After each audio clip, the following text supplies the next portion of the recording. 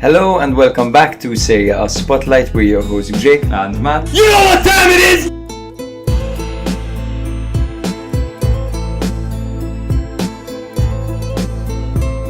I can't tell you guys enough how much you've been my internal monologue when thinking about football for the last year. Yes, amazing! We get to record while drinking some wine.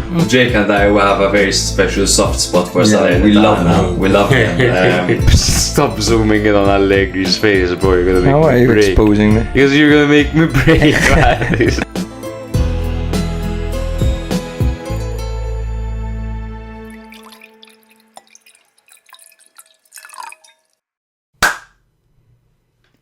Hello and welcome back to another episode of Serie A Spotlight. This is episode 138 and we're your hosts Jake. And Matt. Here to run you through all the action of Matchday 2 in Serie A. Yes, sir.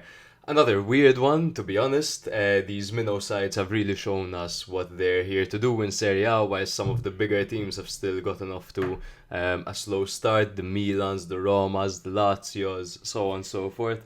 But we did have a goal of the week, and we had a fantastic goal, and it's by one of the teams that managed to turn it around this weekend. It was Di Lorenzo finishing off a brilliant team move and a super little chipped pass by Kvaratskhelia, who was involved in every single attack. Yeah, of course he Napoli was. had. Of course he was.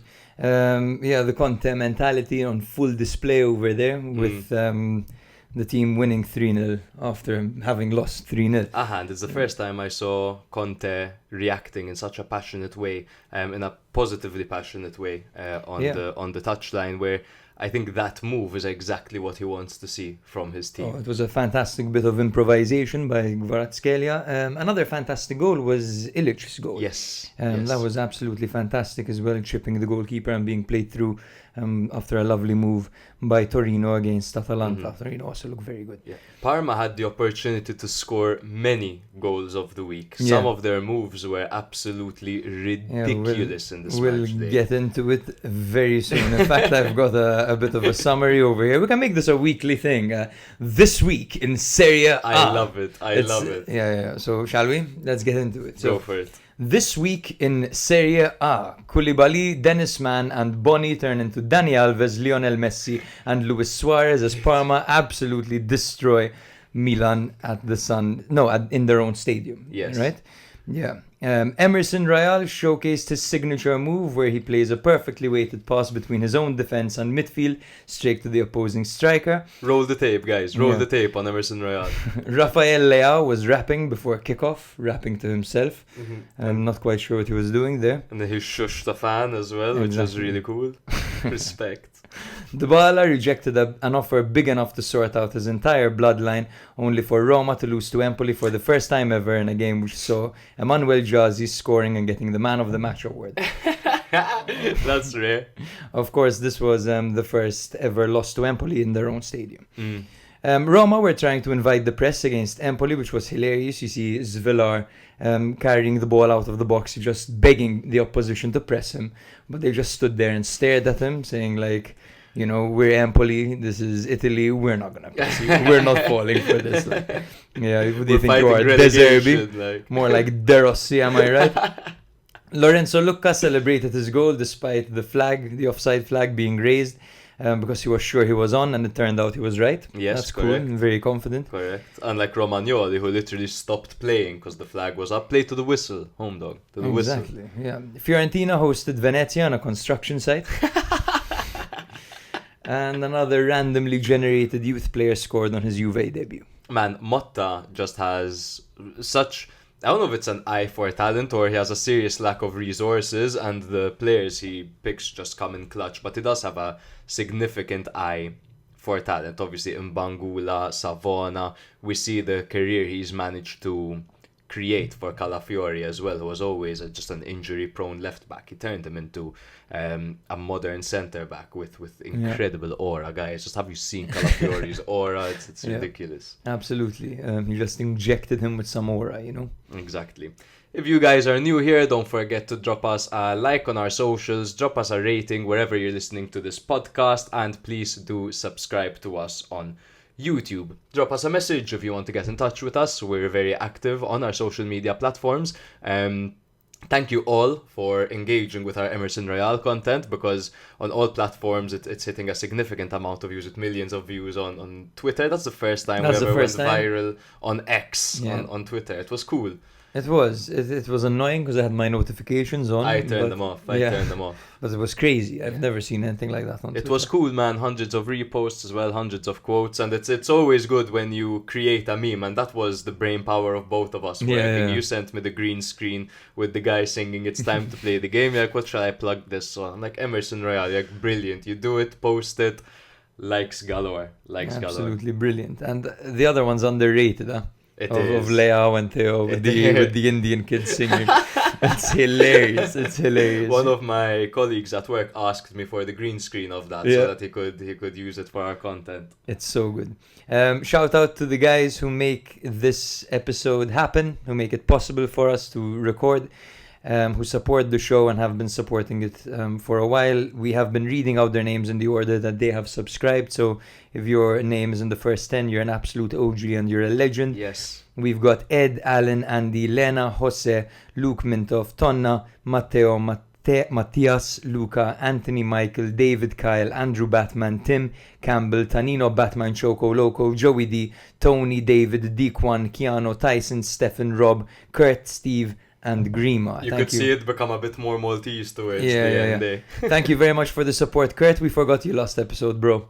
We forgot to give him a shout out, and he sent me a message. He's like, "What the fuck?" Apologies, Kurt. You're totally right. You might notice that there is no mention of Slooge McNoodle. Now, if we were beast editors, somewhere here would insert sad violin, because he's unsubscribed from our patron Slooge. Wherever you're listening, bro, it's okay, totally fine. Thank you for all of your continuous support. Nonetheless, we have the most wholesome chat on Patreon with Slooge McNoodle, where like every couple of months or every couple of weeks he just sends us, "Keep up the good work, lads." I think that was a glitch. It was once and it just repeated many times. Slooge McNoodle, our chat is my favorite thing, so I do hope that it's not a glitch. Yeah, I miss the Slooge. It's okay, we love you, Slooge. Hashtag rest in peace, Slooge.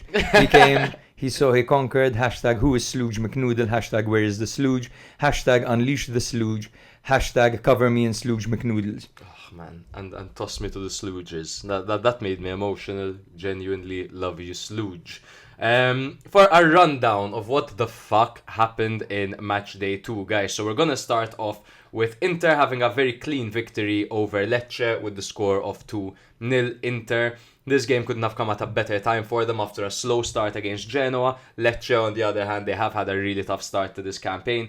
Parma 2, Milan 1. Newly promoted Parma tore Milan to absolute shreds. The amount of chances they had, especially in the first half, was ridiculous. Milan, shambolic. They really couldn't contain Parma's champagne football, Pecchia's champagne football. We will be getting in. This match will probably be 10 minutes, 15 minutes of discussion, because there's so much to talk about. Napoli 3, Bologna 0. Napoli started off the season losing 3-0 against Hellas Verona, and now they bounce back with an impressive 3-0 victory over Italianos Bologna, who are also having a very slow start to this campaign.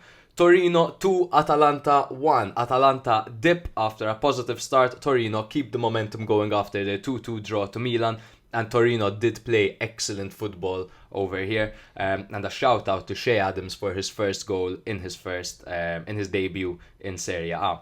Verona 0, Juve 3. Juve's next-gen talent is ridiculous. Last week we had Mbangula scoring his first goal in Serie A. This time we had Savona scoring his first goal in Serie A. 2 days ago, to me, Savona was just a beautiful spot in Italy that we stopped by on a quick detour on a cruise ship once. And it was also a battle in World War I, which I found out from playing Battlefield, yes. Amazing. Savona was the place with the rich guys, a bunch of rich guys everywhere, celebrities and people in shirts and yachts. I mean, possibly.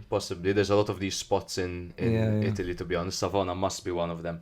But a brilliant display by Juve once again. They did play two teams that maybe weren't up to par, but hey, Verona beat Napoli 3-0 in their first match, so Juve are the shit. Roma 1, Empoli 2. It was really cute, bro. In the beginning of the match, I was looking away as the Serie A anthem was playing and the players were lining up. And our girlfriends looked at us go, oh, how cute. All the mascots are doing this. And doing basically the Dybala celebration. Obviously, our girlfriend's not knowing that that's the Dybala celebration. It's really cute. It's really cute. In these moments, it shows you football is more than a game. And all these kids, they look at Dybala like he's a hero. The Roma fans, how much they love Dybala. He turned down a 75 million move to stay at the club. Unfortunately, things didn't go their way in this match. However, Empoli continue to impress me. And you know what? Apart from the young Italian talent, they also have depth. The fact that they're bringing Solbakken on and he's doing what he's doing is a fantastic thing. Yeah. Udinese 2, Lazio 1. Lazio looked very bad as well. Udinese did a great job of scoring early in the first half, in the second half, and then just holding on. They did get a red card, but it wasn't enough for Lazio. In the 68th minute, the red card, but Lazio still couldn't capitalize after that, getting a goal late into injury time. Fiorentina 0, Venezia 0. To be fair, I didn't watch a lot of that game, and it's your game to cover, so I'm sure you'll tell me a lot. I'm sure you'll tell me a lot that I didn't know, but good to see Venezia getting a point. It is good to see Venezia getting a point. Yeah, but not very good to see Fiorentina so useless in possession. But to be honest, it's still early for them. I feel they'll really come around. It's so early for them still. Yeah. Like, this is them without Goodmanson. They played Kwame and Barak behind Keane. Just to give you an idea. There you go. Yeah. There you go. And Goodmanson is coming into the team. He did have a small calf injury, but he'll be back in no time. I know because I'm his friend. Actually, I'm not his friend at all. And I wasn't with him. Monza 0, Genoa 1. Monza also a very slow start for them. They really haven't impressed me. They really didn't pose much of a threat. Daniel Maldini had an offside goal, but otherwise, Genoa, such great football. Their passages of play, they lost two great players, but they brought in the guy that Gilardino wanted in Pinamonti, and they're really gelling together as a team. Every player is there for a reason, because Gilardino wants them to do exactly what they're doing, and that is a beautiful thing when that happens in football. Cagliari 1, Como 1. Man, oh man, I was watching that game and just getting sad that I wasn't in the Cagliari stadium. One of the best vibes in Italy, guys. If you ever just want to go for a cheeky trip to Sardinia, plan it better than Jake and I did, because we literally spent 8 hours walking on a motorway on our last day. Like, our flight's late back home. We have an extra day. Walking on a highway. Like, let's walk towards the beach at least. Just walked on a motorway. Yeah, we're like, shall we use our phones? Like, what are we doing? This is our dream holiday, bro. As if we're gonna use our phone. Like, we spent the entire time walking literally along a highway. Yes. Exactly. Yeah. But that is the rundown. I think without further ado, bro, I think I'm starting this with Inter 2 Lecce, right? And take a sip in the meantime. Rest your tonsils. Notice we're not coughing as much. Feeling much better. Yes. I spent an entire week taking Panadol cold and flu. You could probably still hear a bit of nasal in my voice, but I'm much better. You? I'm good. Fantastic. Excited. Good as new. For the episode. Hell yes. Let's start. Excited for Salernitana Sampdoria tonight. Ooh! 8:30 though, we're not going to make it. Oh god, let's hurry. It's okay. Never. Inter 2 Lecce 0. So Inter were coming off a 2-2 draw at Genoa, where they lost Lautaro to an adductor injury. I know what that is, because at the gym there's an adductor and an abductor exercise where you pull in and you push out, so I'm a physio. And they also had De Vrij and Buchanan also still out. Lecce lost 4-0 to Atalanta, and they were missing Kaba and Gonzalez. When it comes to the lineups, it was a 3-5-2 formation, naturally, for Inzaghi's men, with Sommer in goal and a backline of Bastoni, Acerbi and Pavard. Di Marco out on the left, Darmian out on the right, and the midfield trio of Mkhitaryan, Çalhanoğlu and Barella. Zielinski slowly finding his way back to full fitness. And Taremi started ahead for the first time alongside Thuram. Obviously, like I said earlier, Lautaro out with an injury. For Lecce, it was a 4-2-3-1 formation. They had Falcone in goal and a backline of Jean-Drey, Gaspar, Baschirotto and Gallo. They had Ramadani and Piret in the midfield, with Dorgo out on the right, Banda out on the left, and Raffia playing behind Kristovic. This was actually Jean-Drey's, probably his last game for Lecce, as he is moving to Hoffenheim. Exactly. And I believe it's 10 million, something like that. Their I first offer was 8 and they were already tempted, but they rejected, Yeah. and then they upped it to 10, if I'm not mistaken. And they got him. I thought I had a note here, but I didn't, so I just have to use. 10 million, and they had only signed him for 300k. So this is the markup we like to see for the minnow sides in Serie A. So Darmian opened the scoring early, heading in after the Marco cross was flicked on by debutant Taremi. Despite continued pressure, Inter couldn't add to their lead until the second half, when Çalhanoğlu converted a penalty after Thuram was wrestled to the ground by Gaspar. Bro, to be honest, there's not much to talk about when it comes to this game, because it was quite a straightforward victory for Inter, who, to be honest, could have done a lot better in front of goal, obviously missing their talisman in Lautaro Martinez. However, I think it's an opportune time to discuss Taremi. Seems like he fits in, right? Did you watch much of Taremi in this game? To be honest, I missed this one. However, I did watch a few clips, like extended highlights, and he does look sharper than I thought he would. He is sharp. He looks really mobile as well as a player. I thought he'd be more similar to like a number 9 target man. He's not really that type of player, is he? So he mainly, his profile is more similar to Thuram than that's it what it is seems to be. Lautaro. So he is a bit of a target man, actually, but because he replaced Lautaro Martinez in this game, I guess he had to get a bit out of his comfort zone. But he does have really good hold-up play and good link-up play, which proved effective. I just think that as a partnership, perhaps with Thuram, I'd like to see...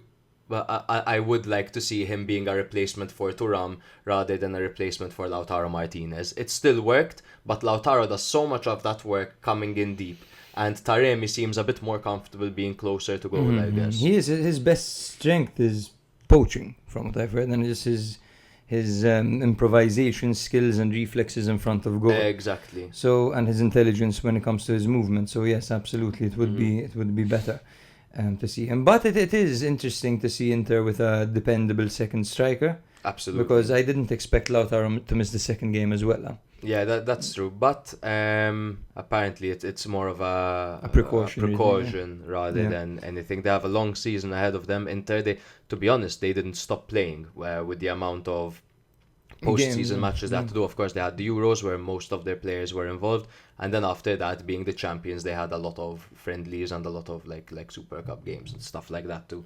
participate in as well. Çalhanoğlu from the spot, he has officially made himself as, I believe it's him and Cole Palmer who are the most effective from the spot, both having not missed one. As long as they've been taking penalties. It's really interesting. Going to jump to some Prem chat for a second. I really fucking apologize, but Cole Palmer, he missed a penalty in like the Euros under 21 to lose England the final, and ever since that he's been playing professionally with the senior teams, and he hasn't missed a penalty since. So that's what trauma can do. Speak to Tiger Woods and all that, you know. It's interesting, the power of a traumatic experience, how it forces you to work on yourself and to improve. There are so many of these parents like doing the Project Mbappe thing as well. You see a baby with football shoes on the floor, and it's like, come on, man, get up. The amount, God knows the amount of kids that receive so much pressure from their parents. It's ridiculous. I just want to take a moment to praise Darmian. Yeah. Because he is the ideal player for any coach, I think. Versatile, mature. He's a professional. Safe pair of hands, though. He doesn't complain. He's always ready. Whenever you play him on, he never looks lethargic. He always looks like he's in mint condition. He looks like he trains really well. He also looks like Adam Driver. He made this game very easy, getting on the end of that cross and converting. Because in the 5th minute, you score against Lecce, you can hang back a bit, take your foot off the gas, allow them to come forward, try to hit them on the break every now and then. But all of a sudden, you're saving a lot of energy for your team. Yeah. Simply because you're good enough to convert an opportunity like that. It wasn't an easy one. No, that it looping wasn't. header, it's a very difficult skill, man. And that's a good point. You bring me to a point that obviously I look at Inter and I look at Milan, because I'm a Milan fan and Inter won the league. It's as simple as that, right? And I always say how I love the 3 at the back formations. One of the things you notice in this goal where Inter scored, it was a Federico Di Marco cross to the far post, there was a flick on, and Darmian got the header in. So it's left wing back evidently to the right wing back, and the right wing back scores. What do you see when Theo and Calabria or Theo and Emerson both go up the field? You see a counter attack, and now if Inter are caught on the break in that scenario, they've got one of their midfielders sitting deep, and they've got likely 2 or 3 centre backs that are positioned over there ready to go. When Milan are caught on the break, when Emerson or Calabria and Theo are up, typically what we saw is Pavlovic last man. Yes. Pavlovic, last man. But everyone else up. The balance, there's no balance in Milan's team, and in Inter there's all the balance in the world. They can attack. They've got those 3 centre backs. Maybe Bastoni goes up, so on and so forth. But those centre backs are pinned to the back line, and they've got a midfielder doing the dirty work as well. That's because, I mean, it's pretty simple, right? Inter play 3 at the back, and if Bastoni goes up, someone covers, right? A midfielder or Di Marco sometimes covers, or Darmian typically, likes to form part of that back 3. It depends, right? Milan play a 4 at the back with Theo and Emerson Royal towards the second part, or even Calabria bombing forward. Yeah. Right? And then 2 centre backs left. Tomori loves to press the player who's on the ball, leaving Pavlovic totally alone. And that happened over and over and over again.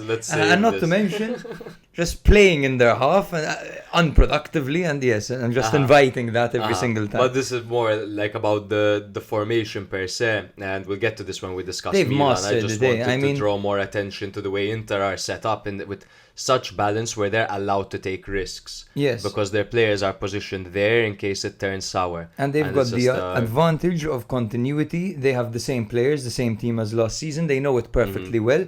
They know exactly how to move. You know? Yeah, absolutely. For Milan, it's the second game. For some players, they've been there for 2 weeks training with Fonseca. Yeah. Raise your hand if you're super excited to see Zielinski get back from injury and how he's going to fit into this team. Fuck. Super excited. No, not super bro, excited. Zielinski is I'm a super top excited player. for Rebic at Lecce, bro. That was my name. I was gonna do it twice, you dick. You actually look! It's right there. Oh my god, that's hilarious. Whatever. But yes, Rebic to Lecce is my favorite move this entire transfer market, and my favorite team signed Fofana. But Rebic to Lecce is gonna be either a sight for sore eyes or else he's just gonna arrive and his back's gonna be killing him the entire time. He did struggle with his back. Because he had chronic back pain when he was at Milan, and I highly doubt it got better with age. That doesn't really happen, does it? Yeah, the older you get, the less your back hurts. Don't worry, bro. Has said no one ever. Where was Rebic? Turkey? He went to Turkey, I believe. One thing I hate seeing is when players return from maybe a league that isn't quite up to scratch. I know the Turkish league has. He went to Besiktas. There you go. And then they return to Serie A and they look a bit washed typically. But I'm hoping you, of all people, prove me wrong. Don't worry, bro. He spent a year there, played 15 games, and he scored no goals. Super. I'm taking him on the topic of Lecce, Gaspar was the player that gave away the penalty, and it did seem like now. Obviously Thuram is a handful, but the way he had his hands over him over there and wrestled him to the ground was, clear and obvious. He made a clear and obvious error over there, but still enjoying a positive start. He was a bit wayward with his long balls this game. To be honest with you, he was playing them to players who didn't really have an advantage of pace. Yeah. Granted, Dorgu and Banda can be explosive on the break, but against Inter, man, they're just so organized. It was always going to be a tough outing for Lecce, who really don't seem ready. No, they don't. Compared to some of the other teams. No, Lecce, I had them relegated in the obviously the prediction. Part of the thing that is good about Lecce is obviously they've hung on to their manager Gotti, who led them to, let's say, success last year. If success is not getting relegated, yeah, for them it is turning it around quite significantly. But that could also prove to bite them in the ass, because Empoli didn't keep Davide Nicola, for example, because sometimes just need to shake it up. We'll see what they do with the Jean Dre money. They 10 million for Lecce is a lot of money to play with. I forgot who they had. So they had cashed in on a player, and for them it was like massive last season. I can't quite remember who it was, and I don't want to get too caught up on it. Pongracic, yes, exactly. So they've sold in this window Pongracic and Jandre, so they really can invest. So I really hope And they Rebic really is into have the him. best they do. you Ooh, know. Dorgu got his first call up with the national team, by the way. Very good. Yes, shout Excellent. out Dorgu. Well done. I wonder where they'll play him. Yeah, same. Over to you, brother. Unless you want to add anything naturally. So with this- no, with I this think game. we can move on. Parma hosted Milan, and this is a banter era staple, right? From Jeremy Menez's incredible backheel chip goal against Parma to De Sciglio and Diego Lopez's miscommunication and that own my goal. God. This all happened in the Milan Parma, like it. It was a banter era staple. There was the free For kick sure. as well of Parma, scored by Bruno Bruno Alves, Alves. exactly. Yes. Last minute Pons was over and I wasn't. That's banter, bro. No, It was a Monday night. God. I'll never forget the look he gave me. Because he said he scores this for sure. He always says that shit. He's hilarious. Yes, so of course Parma started and they made Milan look like they were. Parma made Milan look like they hadn't trained. Parma You know? made Milan look like Milan were the newly promoted team. Exactly. I swear exactly. on my They life. were so ready, and I said in our fucking pre-season episode, man, I said Parma look really well drilled. They just gave Atalanta a spanking. Mhm. They look organized. They have this fixed structure with these creative players. I praised Koulibaly. I praised Boni. This is all there before the season Literally. started. Serie A Literally. spotlight. You heard it here first, and here Yes, they are. sir. Turning it up, man. Koulibaly looked incredibly sharp. Boni caused all sorts of problems. At one point, he got the ball. He drove slightly to the left and played a player through one-on-one. And Pavlovic caught up to him, thankfully. But yes, it was Dennis Mann who opened the scoring in the second minute. Are we not doing lineups, dog? Yes, of course. Absolutely. So it was Parma who lined up in a 4-2-3-1 system with Zion Suzuki in goal. Koulibaly, Baloch, Circati and Valeria at the back, with a midfield double pivot of Estevez and Bernabe. Nice. Mihaila and Dennis Mann were on the flanks, with Simon Som, the captain, playing behind, and Johan Boni. Bonnie and Clyde, baby. Yes, for Parma, the missing players were Benediak, Benedicak. yes, Charpentier, Di Chiara, Hernani, and Osorio. I'm Di Chiara. Now, Milan were missing Florenzi, Morata, and Sportiello. Of course, Sportiello was playing that knife game from Red Dead Redemption in his hotel room. He somehow managed to fall and impale his hand. That's how he's Five-finger injured. fillet. Yes, 5-finger fillet. Yes, that's the game. Milan lined up in a 4-2-3-1, of course, with Magnan in goal, Theo Hernandez, Pavlovic, Tomori, and Calabria at the back, with Reinders and Musa in the double pivot, Leao on the left, Pulisic on the right, and Loftus-Cheek playing in the pocket behind Noah Okafor. Now, apparently, the logic behind Musa and Pulisic starting is the fact that this game was being shown in the US or something massive like that. Apparently that played a part, but it's hearsay. I'm not sure if it's actually the logic, but Yeah, it but I makes wouldn't sense. be surprised because Milan have been licking that American ownership ass and just Yeah. even the way they've been setting up the stadium, they've got the celebrities like they do in NBA and stuff like that. It's just drop. They sent Zlatan in a car with speed, playing English or Spanish. Oh, And with Zlatan, by the way, 5 minutes, bro, in silence he spent. My mind is bulletproof. Bulletproof mindset, my friend. Yeah. So yes, Dennis Mann opened the scoring in 2 minutes. Milan struggled and were lucky not to go into halftime 3-0 down. And then in the 66th minute, Pulisic pulled one back as Milan gained some momentum. But of course, Cancelleri came on, and in the group chat, I said, I'm not ready for this Cancelleri goal when I saw him coming on. And of course, he scored. Milan love a goal from these niche players. Yeah, man. There's a type of player that scores against Yep. Milan. Yep. Cancelleri is one of them. And he scored Like in the Milan play Lazio next. Isaacsen's gonna score against Milan. No, that's a Vecino goal. Ooh, You know what I mean? That That's- is a Vecino goal. Yes, then Cancelleri scored in the 77th, and they managed to see out the game. Now, I've got a list of pros and cons for each team. How many pros are there? Let's for start Milan? with the pro for Milan, right? Let's start with the good news. Pavlovic, Yes, was fantastic. I agree. For me, love at first sight, huh? I thought his recovery tackles were fantastic. He fought till the end. At times he was on his own, and at times players had him beaten.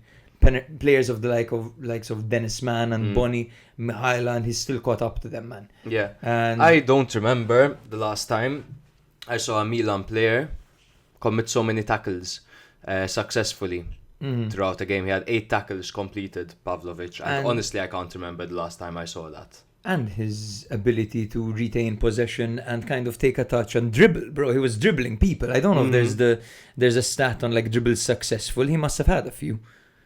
If you've watched dribble at 1 out of 1. 1 out of 1. 1 out of 1. Okay, But he did drive. I get what uh-huh. you're saying. Yeah, and also just ever so present when it comes to set pieces. He's there. He's a beast. He's huge. He had one of Milan's best goal-scoring moments when he kind of chipped the ball with his head. Yeah, kind of did that. Reinders hit the crossbar again this game. Yeah. Yeah. So we'll move on. Reinders could be a pro from this game. I just want to say that when everyone looked shit, I saw moments of brilliance from Reinders in both matches. It's true. Where Reinders came on against Torino and Reinders starting here. Reinders, staple, should start, in my opinion. Sometimes he tunnel visions, but he's good. He's silky. He could even play in the pocket. I agree.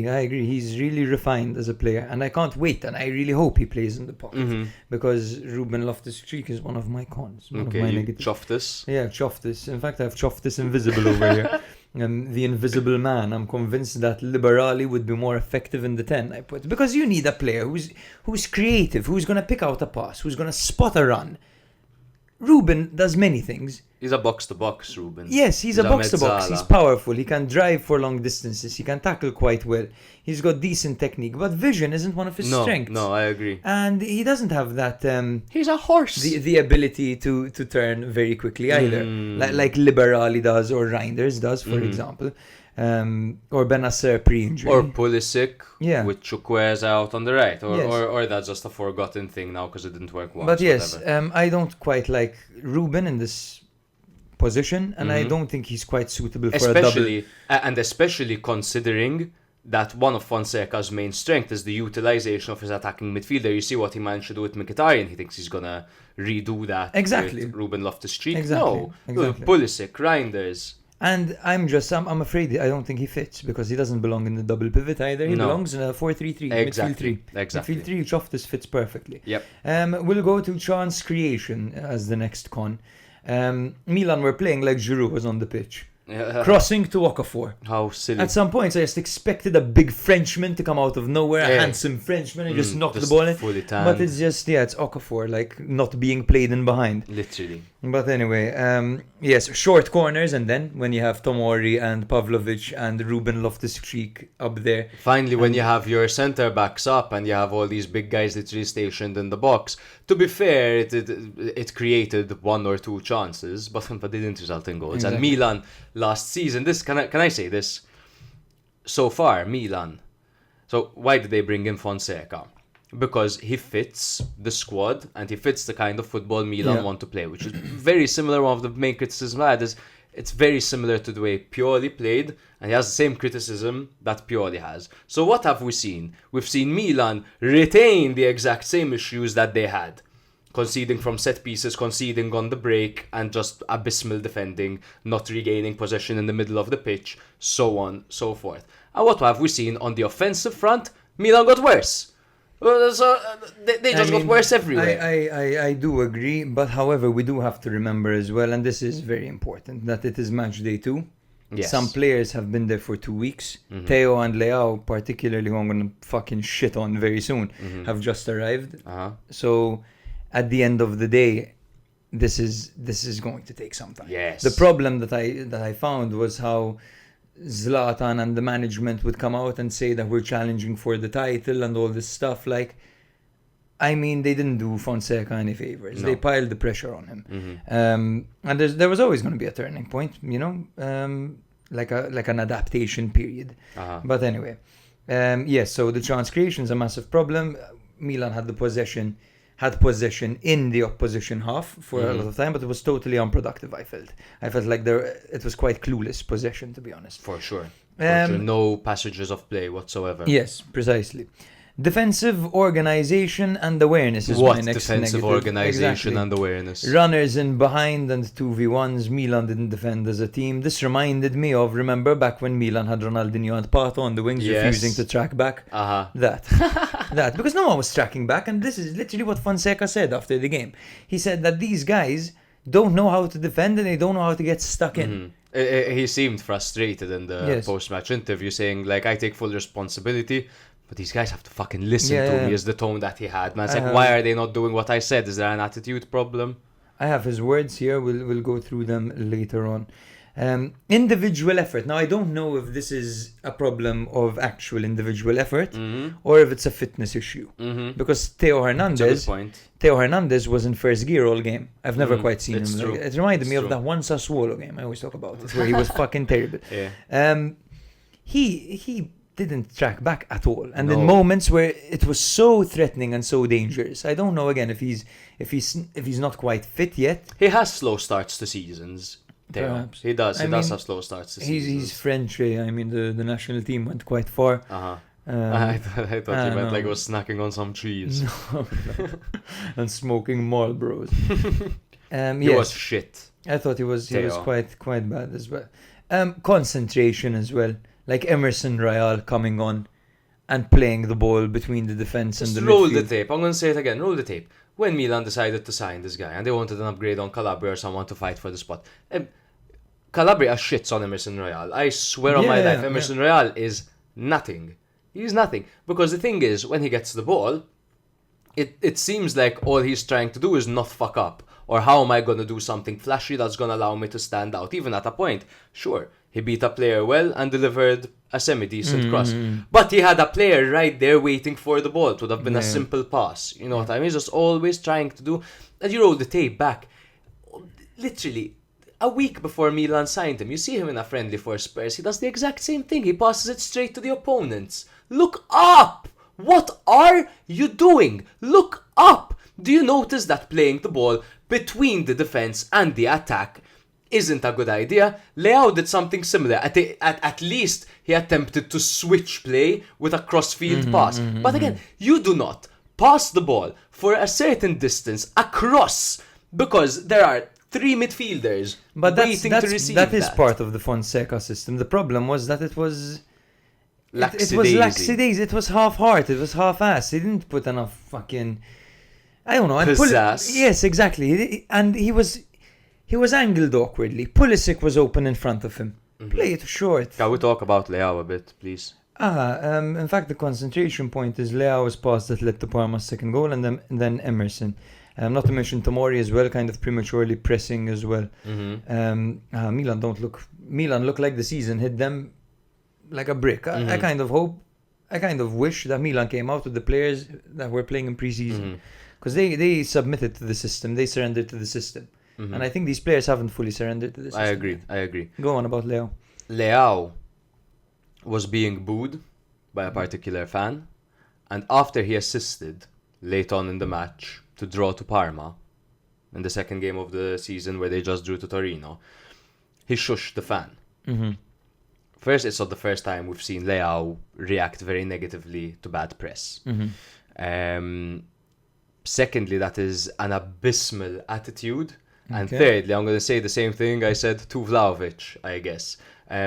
Just because you do one thing right once, you did not shut anyone up. You did not shut anyone up because you fitted into a good move.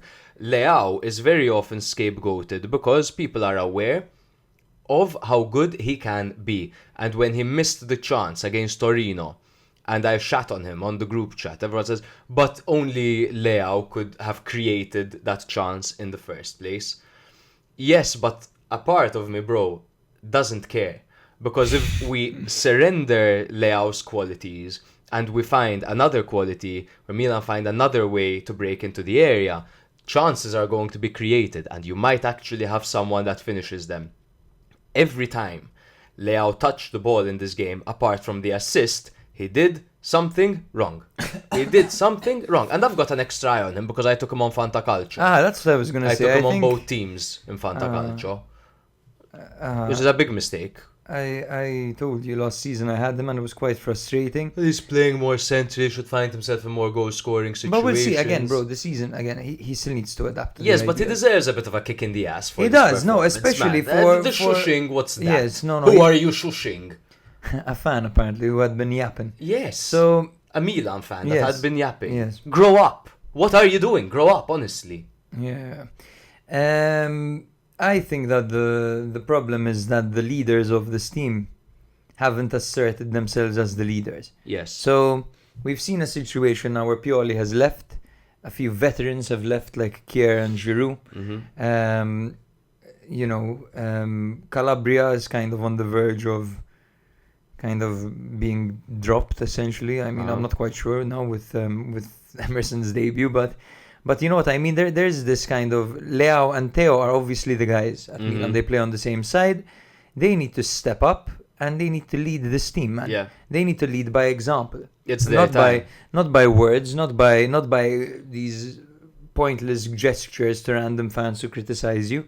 You know, sure, shush the fan, but shush the fan after you take home 3 points. Because That's at the it. end of the day, you took home nothing. No, So- kiss the fan Yeah, after you get 3 points. exactly. Go up The to- guy, I'm sorry, if you're in a football pitch, I never ever would shit on a player verbally from my team. I might say like wake up, whatever, but I'm not gonna harass them, and I don't know to what extent he was being harassed. But you're in a football pitch. Leo was people a are divisive watching player. Milan. Milan has a rich history from 1899, 7 Champions League, 19 fucking Serie A titles. They're watching their club, Milan. You're representing Milan. You're not the superstar over here, right? If you're not going to have a good performance, if you're not up to par, the fans are going to let you know. I think this is a fantastic opportunity for Leo, who has recently had twins, to surrender to the system, to admit to himself, like, listen, I won Milan the league, but that was 2 seasons ago. Last season, it's true, I got double digits. 3 now, dog. 3. 3 seasons ago. Last season, it's true, double digits assists, double digit goals. However, if I want to take it to the next level, I'm going to have to expand my skill set. I'm going to have to learn how to play in the system. I'm going to have to be sharp with the 1-2s. I can't carry the ball for as long as I want to, especially when they're holding a low block. I can't slow down the play. He's here for Milan. And that is how he can do it, man. He's got everything. He's got the world at his feet. All he has to do is not play in the way he's been playing for the last few seasons. I feel bad. He was emotional after the game. He knew he had a shitter. Yes. But fuck it. It's part of the game. Sometimes It's you're gonna have a part of it, shitter. yes, absolutely. Shall we No. talk a bit about fucking Pecchia's Parma, Yes, bro? so I've got Jesus. they're fit, they're ready for the season, they're organized, they've got the advantage of continuity. Every player looks up for it. They look really talented. balance, bro. The balance that they have. Barnaby is a gem in that midfield. Again, Boni, Man, Koulibaly, all fantastic. Circati, good. Centre back, young. great. Balo, great as well. Honestly, they're a real team, man. And at one point, I thought that they were definitely going to score, but Son managed to fuck up a 3v1. Yes. And that's the only moment where I thought to myself, like, wow, what an idiot about a Parma player. Yeah. Other than that, man, they were so unlucky not to score more. Dennis Mann is just a man on a mission, literally. Yeah. And Mihaila, great pace on Calabria's side. A and, player who knows what he's good at. Absolutely. Bonnie playing with his back towards goal. Just 20. It's crazy how this guy's just 20 years old. He's a gem. He's a fucking gem. He's the next big thing. And Woyo Koulibaly. Woyoy, man. Woyoy, what a fucking player. He's a right back that Milan could use. He's a wow. right back. He's a right back. It would have probably cost about 2 million. Literally. 3 million, but no, spent 15 on Emerson Royale for God knows what reason. Fuck me, man. Weird. He has Royale in his I don't know if we should even bother reading Fonseca's words, right? I think we just move on to the next one, to be honest. We can't move on. I think we blabbed a lot with this one. Yeah. I mean, Shall we? let's move on, yes. Fantastic. Napoli 3, Bologna 0. A great turnaround for Napoli over here, bro. Buongiorno and Gvara shook off Knox to start this game. Gvara obviously limped off in the last game, but good to see him back in. Amazing to see him back in because he was world class in this match. They were coming off, obviously, their devastating 3-0 loss to Verona. Bologna missed Cambiaghi, who has unfortunately done his ACL. Poor guy. Lewis Ferguson, of course, who had also done his ACL, and El Azouzi, who's also out. And they were coming off a draw to Udinese. Perhaps a disappointing draw, perhaps not, because Udinese looked really good against Lazio. 3-4-2-1 formation for Napoli's men, for rather Conte's men. Meret in goal, a backline of Buongiorno, Rahmani and Di Lorenzo. Oliveira out on the left with Mazzocchi out on the right, and the double pivot of Lobotka and Anguissa that looked much tidier in this game. Guevara and Politano playing behind the hungry Raspadori. But they will have Lukaku. Here we go. Fly me to the moon. 4-3-3 for Italiano's men. Of course, let me go back to Napoli. They, of course, have confirmed more signings. Scott McTominay being one of them, and they're also looking at Billy Gilmore. They still want to get that over the line. We need to get Theo on again. Yes, so many Prem heads. Give us a profile, because McTominay, too bad he's in Morocco. When the news came out, Theo texted that he was heartbroken. And a United fan on Instagram hit me up with finally, we offloaded him. This guy Nick told me at work as well. He was glad that they got rid of McTominay. There's mixed feelings of him there, but dependable. Mourinho loved him, for example. And he seems like a Conte player. Conte loves these. He plays striker for Scotland, or he plays close to goal for Scotland. That's the classic. Yeah, that's the classic. They can play what they want. Like, remember Moussa Barrow for Gambia? Moussa Barrow shooting from half pitch, like Diego Forlan, taking every free kick. 2010. 4-3-3 for Italiano's men. Skorupski in goal, backline of Posh, Beukema, Erlich and Liko Janis, midfield three of Moro, Freuler and Abisher, Orsolini on the right, Dan Ndoye on the left, and Castro up front. Okay, this is odd. I have notes on the play-by-play. That's great. But Bologna lost Erlich early due to injury. Guevara hit the post with a looping header in the 41st minute, and then on the stroke of half-time, Di Lorenzo opened the scoring, finishing an orgasmic team move initiated by Guevara. The captain scores the first goal of the Antonio Conte era. Guevara doubled the lead in the second half with a deflected strike, and Simeone sealed the victory with a goal assisted by debutant Neres, who came in and looked pretty good. A messy one at the end there. Sorry? A messy goal at the end. Yeah, very, very messy, but Neres did very well to square that ball. He looked really sharp, unlike his eyes. Yeah, because he looks a little bit stoned. But he still looked a bit stoned. When he got up, he still had those absolutely. bags. I'm surprised he can play so sharply when he looked like to me. I see that guy. I'm like, he's definitely stoned. Yeah. That's a wild gaze he has. Literally, and that he was at Ajax, and then there's this whole thing. Whenever an interview, or whenever a journalist asked him, "How are you?" he'd go, "I'm very, very, very, very good." And it's like, this guy is baked. This guy's the turtle from Finding Nemo. Literally, before I talk about this game, I just need to get through some breaking news. Osimhen got an offer from Saudi, but his agent has deemed it disrespectful to consider. These guys, they're always offended. They're always pissed off. They're always fucking offended. You're like, how dare you think Victor is done from Europe? It's disrespectful to think he's just a luxury you can ship off. Now, if they do ship him off as if like he doesn't have a say in what he does and doesn't do, terrible business by Napoli, who were turning down 120 million offers for him last season, and they were going to settle for 75 million over here to ship him off to Saudi. That's a poorly handled situation. This said, is like the Bellotti situation with Cairo. Exactly, but his agent said Victor has a contract at Napoli. Now Chelsea, I don't know if they're gonna go for him. They've got Nicholas Jackson, who looks amazing, Madueke, who looks amazing. I don't know if Nicholas Jackson looks amazing, but Madueke is fantastic. They've got everyone. PSG seemed disinterested. I don't know. I thought the Saudi owners would absolutely adore him. He managed to single-handedly put everyone off him. Because he's done so many things off the pitch to make people not want him anywhere near their club. Partying during COVID, public spats with people. The whole thing with the agent and the TikTok, the coconut TikTok, thing. There maybe the Napoli social media manager was a bit weird. But definitely. You could handle it a bit better. Devastated, feels disrespected. Once out. Like, Yeah. it's just it's been poorly handled by Napoli from the season they won the league. They've mishandled him, man. Absolutely. And this wouldn't happen. Imagine Giuntoli was still there. None of this would fucking be happening, man. Lukaku to Napoli. Fly me to the moon. That's my new thing. When there's a confirmation, it's fly me to the moon.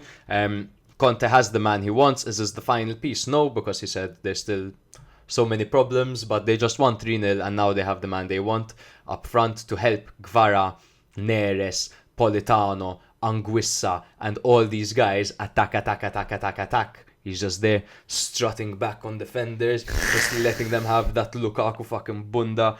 It's gonna be a thing of beauty. McTominay, fly me to the moon, and Billy Gilmore, a potential fly me to the moon very soon. I think that Lukaku is a saving grace for this team. Go on. So I have one more fly me to the moon. Miretti to Bologna. Yes. Miretti to Bologna. I didn't see that coming at all. Hey. Wait, didn't he? No, bro. He joined Genoa. He joined Genoa. I think so. Yes. That might be my bad. Yes, he did. You're Yes. so right. Sorry, guys. See what Sorry, I have to put up with. Yes, he definitely joined Genoa. Yes, exactly, he on did. loan. He did. They play Blue 100.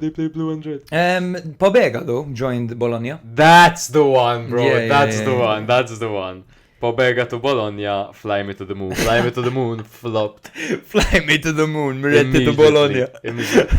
You were gonna say about Lukaku. Lukaku is going to be a saving grace for this team because they do need a utility striker up there, judging by how they've been playing.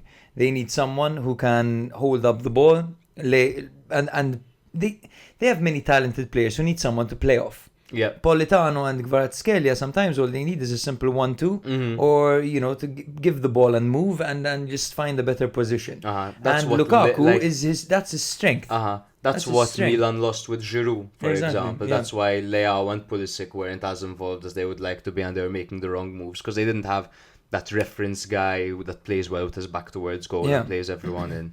It's true, and I think he's going to be great. And he's, with Conte, the only person in the world who wants to work with him again. Literally. Because it seems like he's burnt every other bridge available to burn, Lukaku. And that's not even an exaggeration. Literally, no. I think he but Conte unfollowed all of them from Instagram, Conte likes burning bridges as well, though. Yeah. So it's a match made in heaven. Some observations. Napoli in this game shifted kind of the way that they played because they played a way more direct style of football. They stopped with all the horizontal passes. They focused more vertically. In a 3-4-2-1, it's important that you play that kind of football because you can really get opened up on the counter.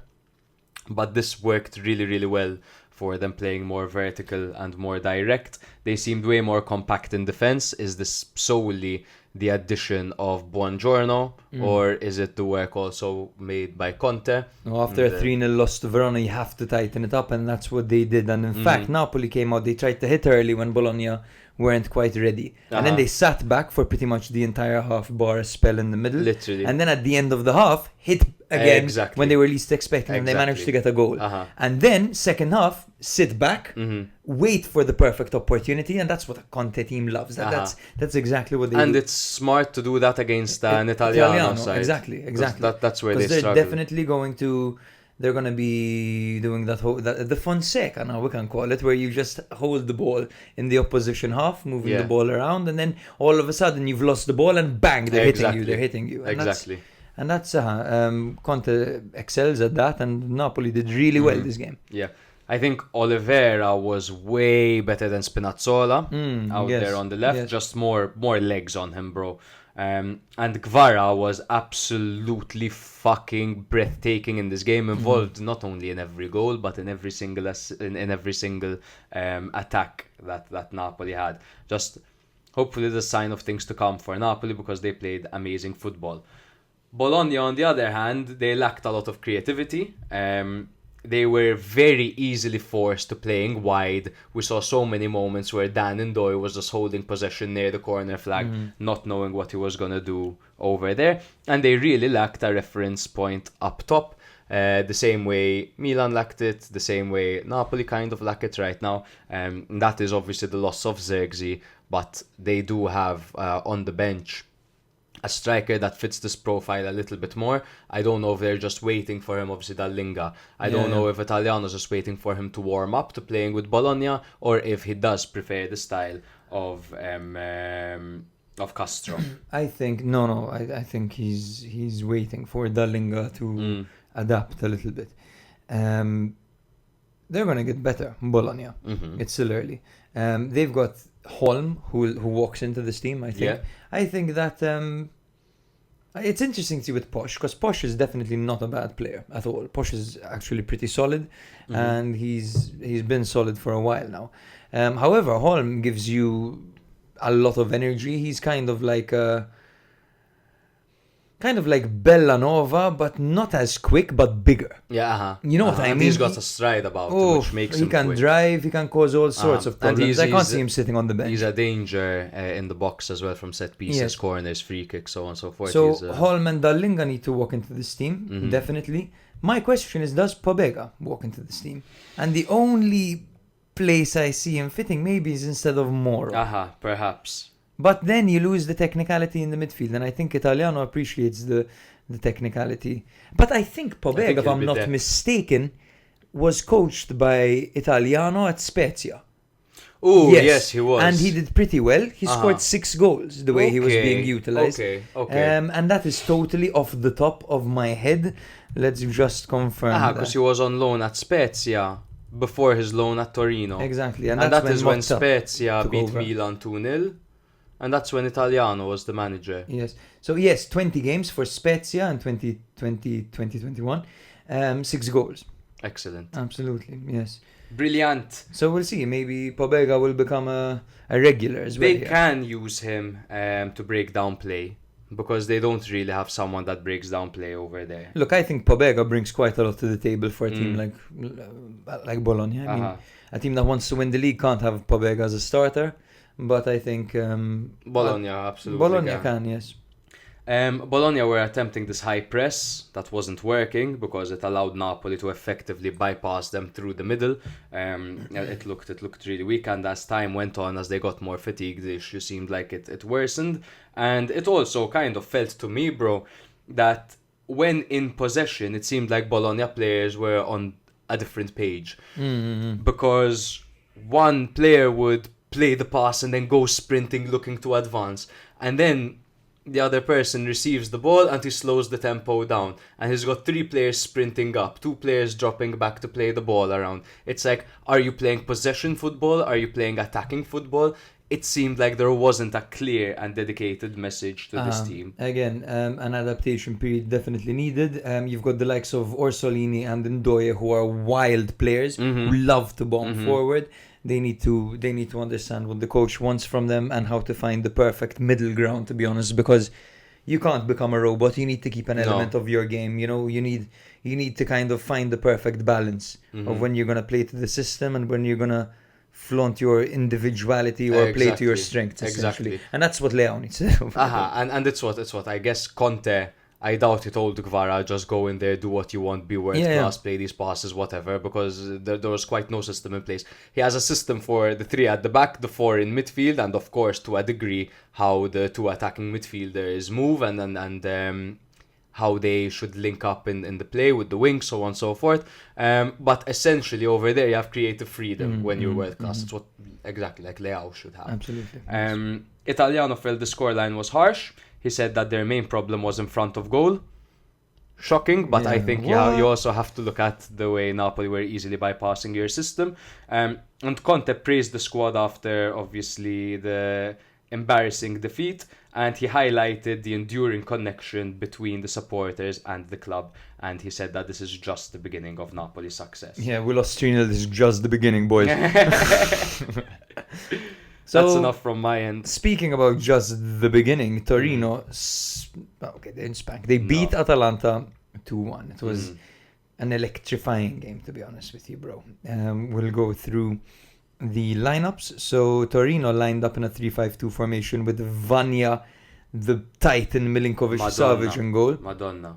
Tameze, Saul Cocco and Adam Messina were at the back, with Voivoda playing as the right wing back, Lazaro playing as the left wing back, with Ricci, Linetti and Ilic in the middle, forming a very fluid midfield three. Shea Adams partnered up with Duvan Zapata up front. Now I like this. Play Sanabria in the first game, play Adams in the second game. I like it. Same. I like it. Good management there. By Vanoli. Exactly. We've got a sheet here Yeah. with all the managers printed to make sure that we're on the right track. So 3-4-2-1 for Atalanta, with Carnesecchi in goal, as Musso has been shipped off to Atletico Madrid after Gasperini said that Musso is good enough to be the starter. Turns out it was all just tactics. They sent him off to Atletico, and they've brought in Rui Patricio as the backup goalkeeper. Amazing, guys. Yeah, but Carnesecchi gets to play, and I'm very happy about that because I love Carnesecchi. That's it. He's great. He deserves a spot over there, and he's one of Italy's next up-and-coming goalkeepers. Yes. Darun, Hien and Jim City were at the back, with Ruggeri and Zappacosta on the flanks, Ederson and Pasalic in the middle, with Brescianini and De Ketelare playing behind Matteo Retegui.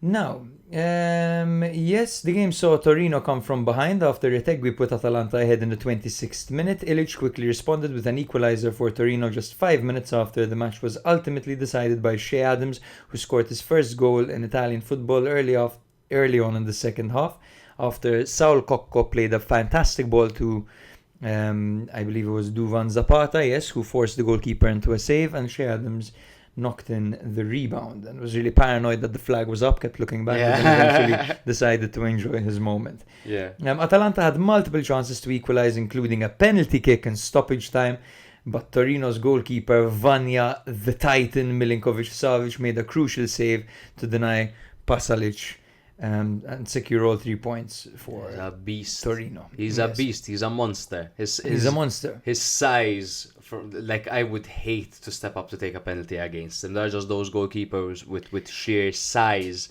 about them. Di Gregorio, Vanya, Donnarumma, the ones that they just fill the net. Absolutely. And he steps up, he looks you in the eye, he says something to you, God knows what he'll tell you, bro. He opens his arms, you can't even see the goalpost behind him, he's so big. Literally. He's a massive, massive guy. Brilliant save. And he's got cat-like reflexes, funnily enough, yes. A goalkeeper who is not perfect, no, but what he gives you in mentality and in big moments is, I think, invaluable for a team like Torino. And also how good he is with the ball at his feet. Yes. It's not just him launching the ball forward, but even the passes that he picks out. Now, in a Vanoli system where they're going to play way more attacking football, you need a goalkeeper that's good with his feet. Fiorentina have a problem where they don't have a single goalkeeper that's good with his feet, because Terracciano isn't great with his feet. Like, let's sign De Gea, who literally was targeted by Premier League strikers. Just press him, he'll fuck up and will score against United. All he can do with his feet is save shots, right? Because he plays like a handball goalkeeper sometimes, the way he saves. Yeah. So, positives. We'll start with Torino's attacking fluidity. I thought that they were really smooth. They kept the ball on the floor and they committed to building from the back using Saul Cocco, and they maintained possession as well. They used Adams and Ilic to execute this plan to perfection, and I thought it was a very brave performance against Atalanta to go for that building out the back and possession, but they managed to do it and to actually get a win. Don't get it twisted, bro. This ended up, this game, being a scrap. Yes. It was a scrap between these two teams. If you look at the statistics, Atalanta had 25 shots, man. Yeah. And an XG of 3.14. Torino had 13 shots, an XG of 2.38. This was end to end. It was exciting. It was. Bro, it was totally electrifying. Two offensive teams. Yeah, literally. Which is funny, Torino as an offensive team. But I like this new look, man. I can't wait for the Derby della Mole. Del Mole, whatever, the Mole. I thought that Torino were actually quite resilient defensively. Granted, Atalanta got quite a few shots off, but I thought that they stood quite firm. And to be honest, they Yes, here I have that coach Vanoli's decision to use a high defensive line and press Atalanta's midfield paid off, disrupting Atalanta's usual rhythm and preventing them from dominating the game. So this was a different Torino to what we saw against Milan. This was more like Venezia last season, where they would press immediately after Atalanta win back possession. I'd say it's entirely different to how they played against Milan, because they were getting possession quite high up the pitch, man. Yeah. They were winning possession. It's But true. I really like the look of this Torino team, man. Vanoli, it's good to see that it's translating. His system is translating well in Serie A. He has a talented team, and quite a rather deep team as well. There isn't an insane amount of quality off the bench, but they've got Sanabria on the bench. They've got Caramo. They've got Sosa. They've got Dembele. They've got a few guys. But they've got players out injured. They've got Shures, who's out injured. They've got Genetis, who's good. They've got Vlasic, who's good. Obviously, not to mention the Atalanta injuries, Calvini, Kolasinac, Toloi. That's a defensive crisis. That is. And by the way, do you know where Palomino is nowadays? Palomino? No. He's at Cagliari.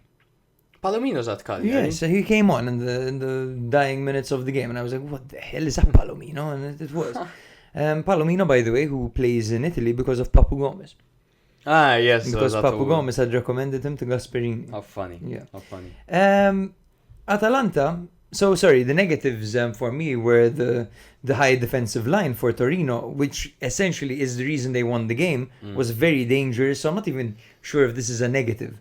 But Atalanta came close to scoring because they exploited this defensive line, and they did hit the post twice. Vanoli, he was notorious at Venezia. He used to concede loads of chances at Venezia. In fact, he had changed the system slightly to avoid those chances. If you guys go watch our Serie B episode, you'll know so much more, man. So much more. And if you have, legend. Exactly. Because people might be going, I have! It's in their car. If you want to play offensive football, a lot of the times, if you want to play a high press, a team like Atalanta is going to expose that. But it's good that they still managed to get the full 3 points, man, despite being exposed. Yes, Torino also missed a few opportunities. It was quite a wasteful game in general, particularly Lazaro on the opening minutes missed a good chance. But other than that, I really liked Torino's performance. As for Atalanta, they were their usual selves. They were a persistent attacking threat. They created several goal-scoring opportunities. Retegui's goal was perfectly executed. It was Zappa Costa, Retegui, bang, perfect header. And the team continued to press for an equalizer until the very end, and they hit the woodwork twice. Gasperini introduced some players in the second half, like Zaniolo. 1 second, I've got more. There was Samardzic as well. Samardzic came on and created 2 goal-scoring chances. Should have probably had 2 assists. Cassa, Manzoni, Palestra. Exactly, young players, and they looked like they were like they belonged basically. So that's definitely a positive for them. However, yes, they were so wasteful, including CDK and Retegui hitting the post, and Pasalic missing his penalty. At one point, CDK was so selfish as well, after dribbling brilliantly to find himself in a position where he could have turned and laid it off to Pasalic, who would have scored for sure. He tried the shot on the turn. To be honest, not like him at all, but I think he was like, this dribble was too good to waste on an assist. I want to score this one. Man, you know what upsets me? Now imagine the fucking sheer length of this. If you have De Ketelare, Samardzic, Scamacca. The length, everyone has that Illich build about them, man. That would be mental. Obviously, Scamacca out injured for the entirety of the season. That Illich build. That Ilicic. Ilicic. Did I say Illich? Wow, man. Yes, that Ilicic build, absolutely. Yes, but I'm really enjoying watching Vanoli and his system. To disrupt Atalanta is incredible, especially after they were on a high. They beat Lecce 4-0, and then Retegui got a goal first for them here, and Torino managed to come back again. Yeah. Again, because they did. No, not again. Never mind. They threw the game against Milan. True. So they managed to come back after not coming back. So yes, Saul Coco in the first game showed us his Buongiorno. This game he showed us his Rodriguez. It's true. With that long ball. So maybe he can literally do both. I thought the penalty was very soft. It was soft. Because It was a penalty. It was a penalty, but it was soft. Lazaro touched the ball first, though, didn't he? And then he clipped the man, it's true. He barely touched the ball, but he did touch the ball first. There was a slight bubble in the ball that wasn't incredibly clear.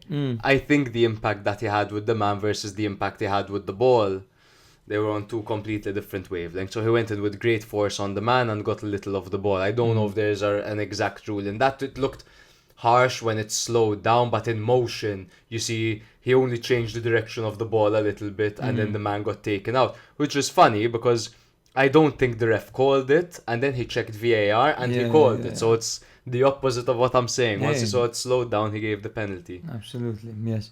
Atalanta have signed Cuadrado. How weird. Did you see the announcement? I haven't. No. Check it out. I forgot exactly how it was. But there's something written down. He picks it up and it's like Cuadrado. It's like, wow, okay, all that for Cuadrado. That sounds super innovative.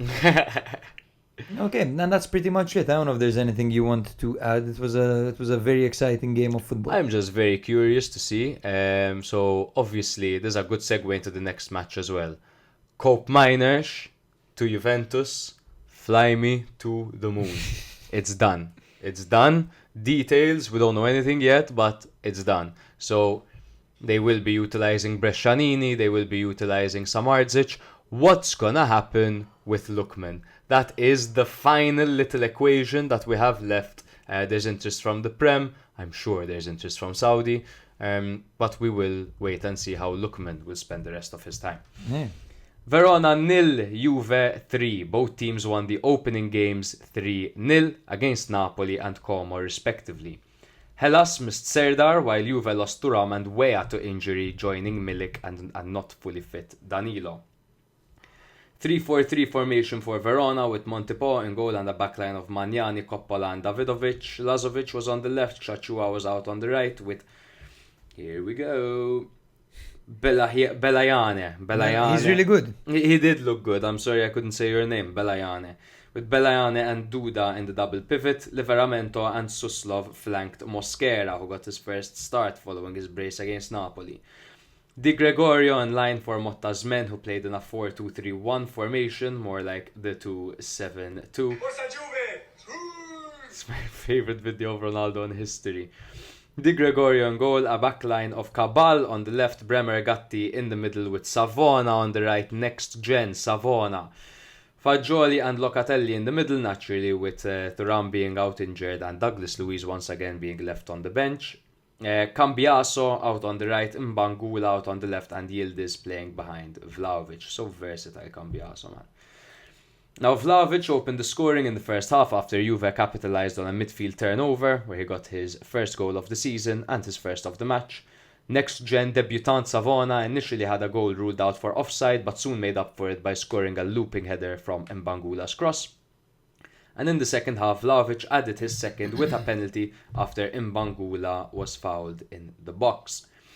Now Juve have looked really dominant since appointing Motta as their manager. They play a very dominant style of football, a very balanced, but they increase the pressure a lot. They win the ball high up the pitch. It seems like no team so far, out of, was it Lecce and Verona that they played?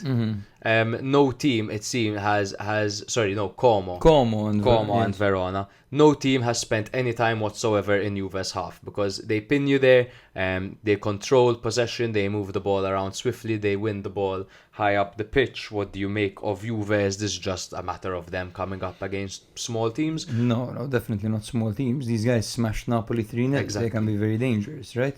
Yeah. I think that it's a dream start for them in every single way imaginable. Yeah. So first of all, they look super solid. It's quite a regular system, but then randomly you'll see Gatti on the wing, like, Yeah. you know what I mean? It's quite an entertaining one to watch, to be honest, and the movement of the players and all that.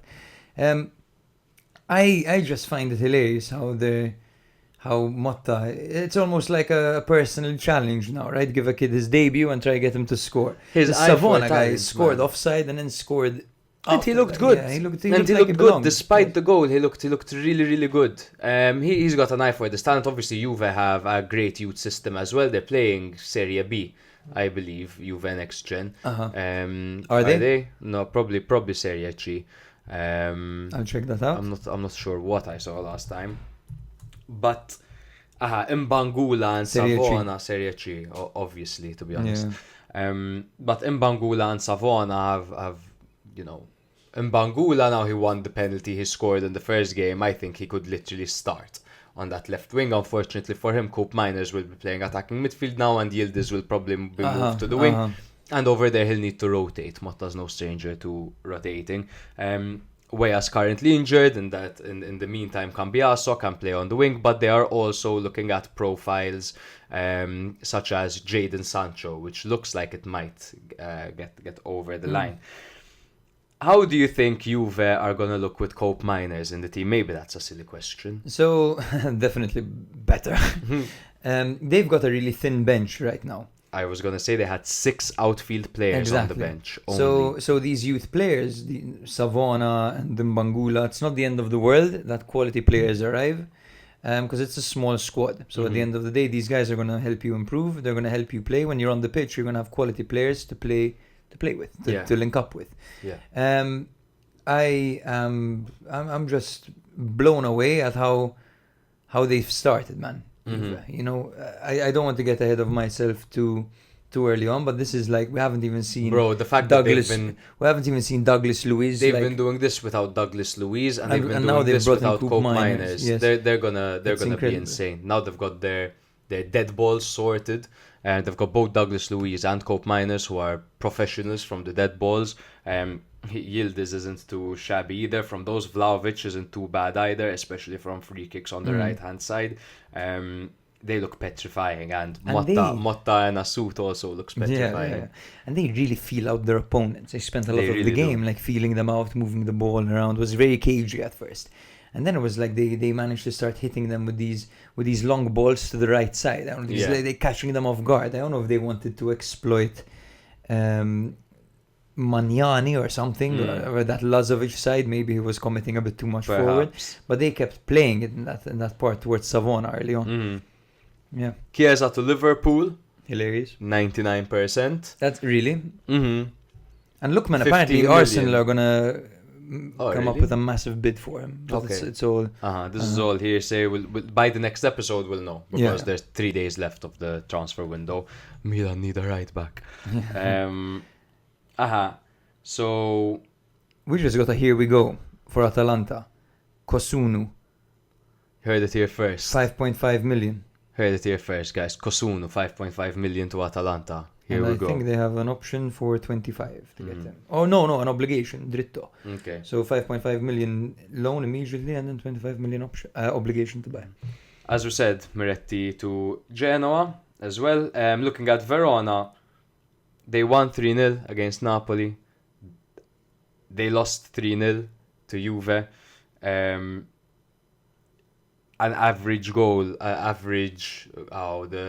goal conceded and the goal scored of 0, and they have 3 points better than they thought, bro. Starting the season off against Napoli and Juve, definitely better than they thought. If I had to highlight any of their players in this match, it's a bit tough, because they literally didn't see any of the ball, because Juve were just that. Suslov looked like he wanted to try create something. I thought Livramento was a little bit disappointing, to be honest.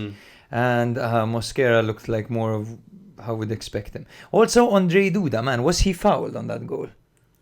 Was Andre Duda? Andre Duda was pushed during the first, during one of the goals when they played. 1 second, let me remember. Vlahovic through. I don't recall the particular. When Yildiz, the first goal, literally Yildiz played a through ball to Vlahovic. He really took advantage of the moment. Very sharp thinking, quick thinking. But Duda had been complaining for a foul. Would have been soft had it been a foul. I think I remember Duda being on. He was complaining a lot. Seeing an issue. Very uncharacteristical mistake by him. Yeah. Zanetti said that the problem was that they started well, but after they conceded the first goal, that they just fell off. and they couldn't recover from that. But what minute was the first goal scored? And the first goal scored in the 28th. So great, Zanetti. Great feedback. You played well. And they conceded offside before as well. So that obviously set them off. Motta was full of praise for his team, especially once again highlighting Dusan Vlahovic, who's going to have an incredible season under Motta, especially since Milik isn't going to see the light of day, I think. Yeah. But that's it for this game, bro. So off we go to Rome, where Roma lost their first ever game at the Olimpico against Empoli.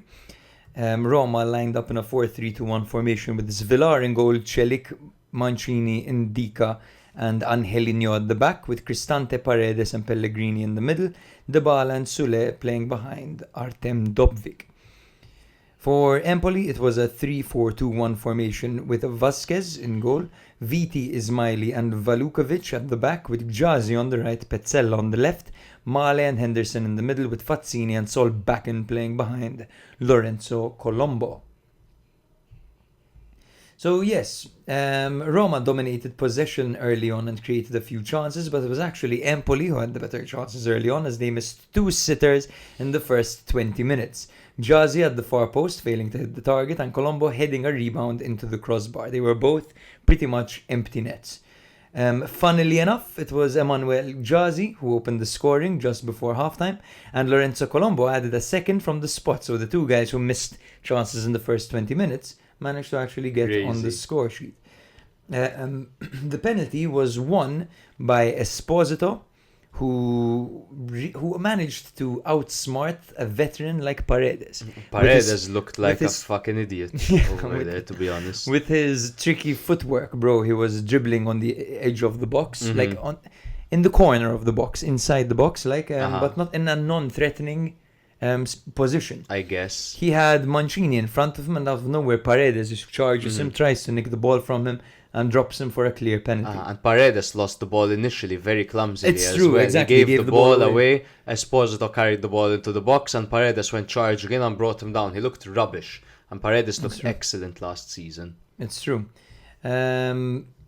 So substitutions were made. Many offensive players were brought on. Baldanzi, Shomorodov, Lefi was brought on.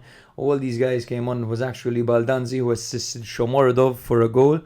To bring Roma, to give Roma hope, actually. And this goal came in the 80th minute, and then at the very end of the game, Dybala hitting the post in the 93rd minute. That pretty much sums up a frustrating evening for Roma. There was another moment as well where Mancini, Pellegrini hit it from long range, struck the post or the crossbar, one of them.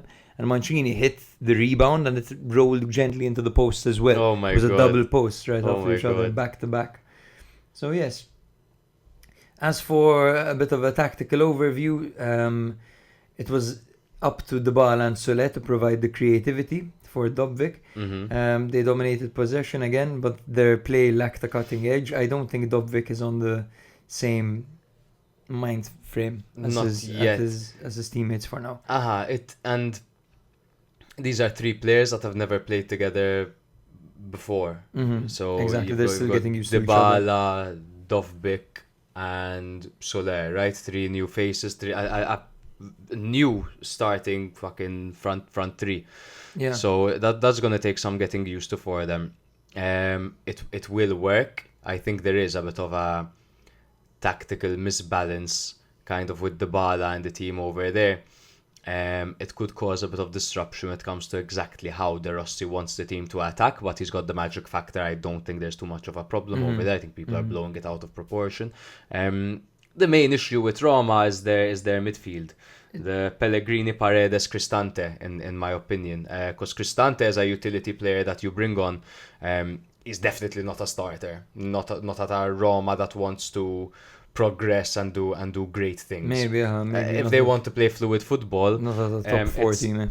And then the thing is, he's got Paredes near him, who, alright, he had a great season last season, but we know he's not he's grinta more than anything. He's grinta. He's not a cool head by any means. He's not a player that is super press resistant or anything of the sort. He's more of a hard man, like Brian Cristante. And then all of a sudden, right next to him, we have a Lorenzo Pellegrini of, should this guy still be going forward, trying to dribble and trying to take shots from distance, or should he sit a little bit deeper and try to orchestrate play a little bit more, maybe mature into this midfield? They signed Lefebvre, for example, in midfield, but I still think they're due a couple of solid signings in midfield. Also, Tammy Abraham to West Ham. Fly me to the moon. Fly me to the moon. Yes, I thought that Roma went forward super aggressively and Empoli exploited the gaps perfectly. Quick transitions, and they put a lot of pressure on the Roma defense. De Rossi's substitutions did actually get Roma moving a little bit more quickly and showing a bit more urgency, but it was too late to overturn the deficit by then. I think that Roma are a little bit wasteful and defensively vulnerable. I think they look a little bit similar to Milan at the moment. Absolutely. Milan, Roma, Lazio all need a lot of work to be done. Yes. So the Bala we talked about.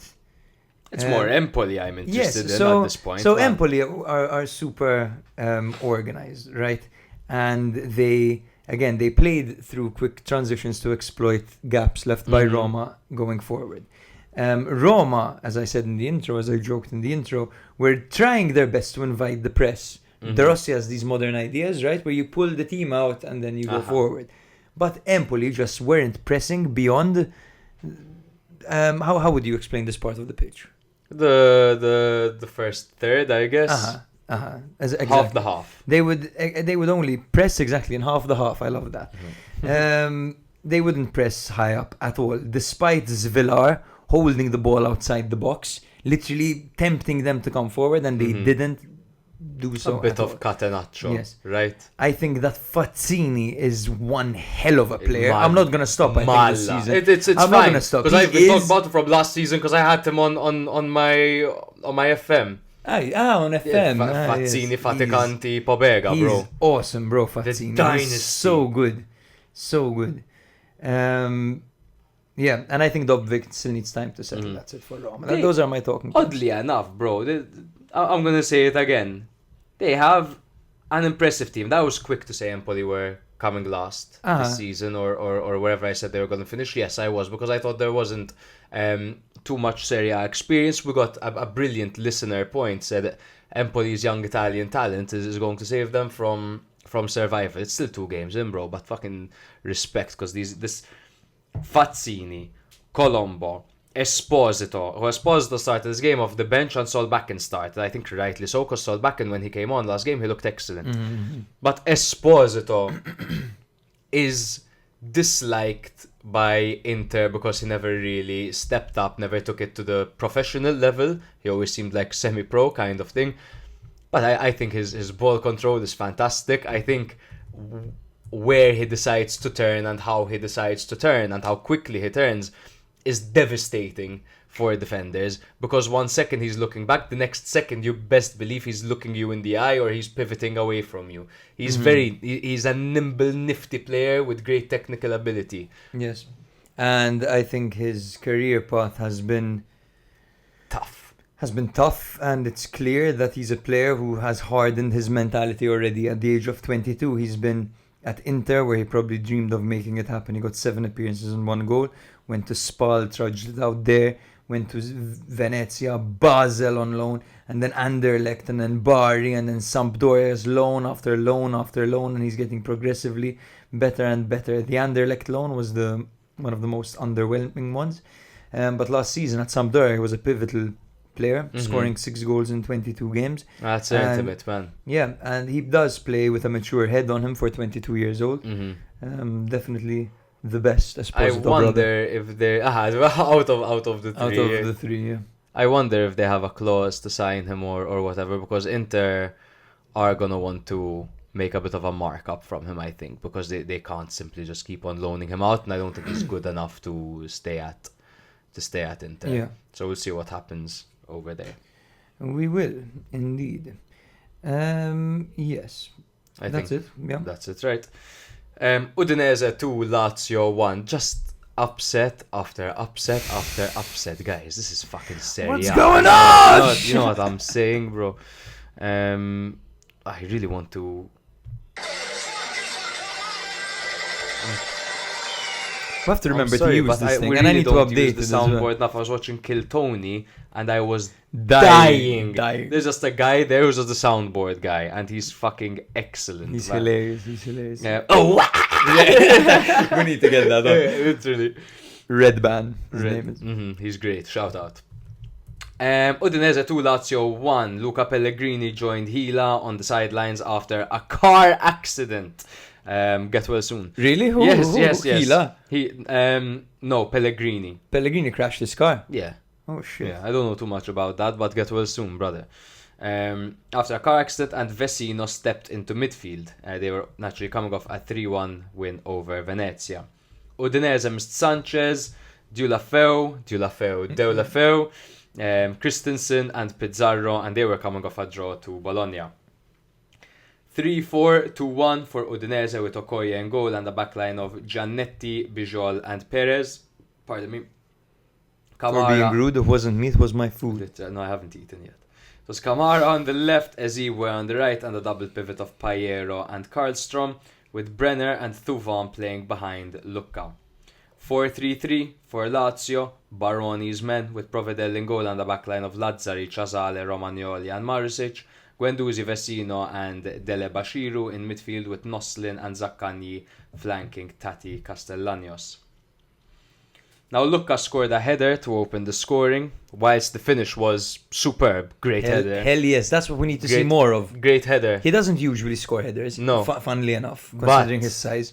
When you receive a ball like that, It was a gorgeous. Trivela volley cross out of this world. The second it left his fucking foot, I went,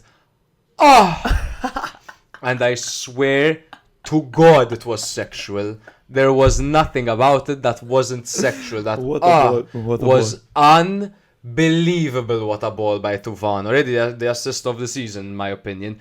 This had to be a shout for goal of the week, actually. Yes. I totally forgot about that. Oh my This is- God! Shout out, man! What a cross and what a header! He what hit a header! that as well. He spanked it, bro. There was confusion.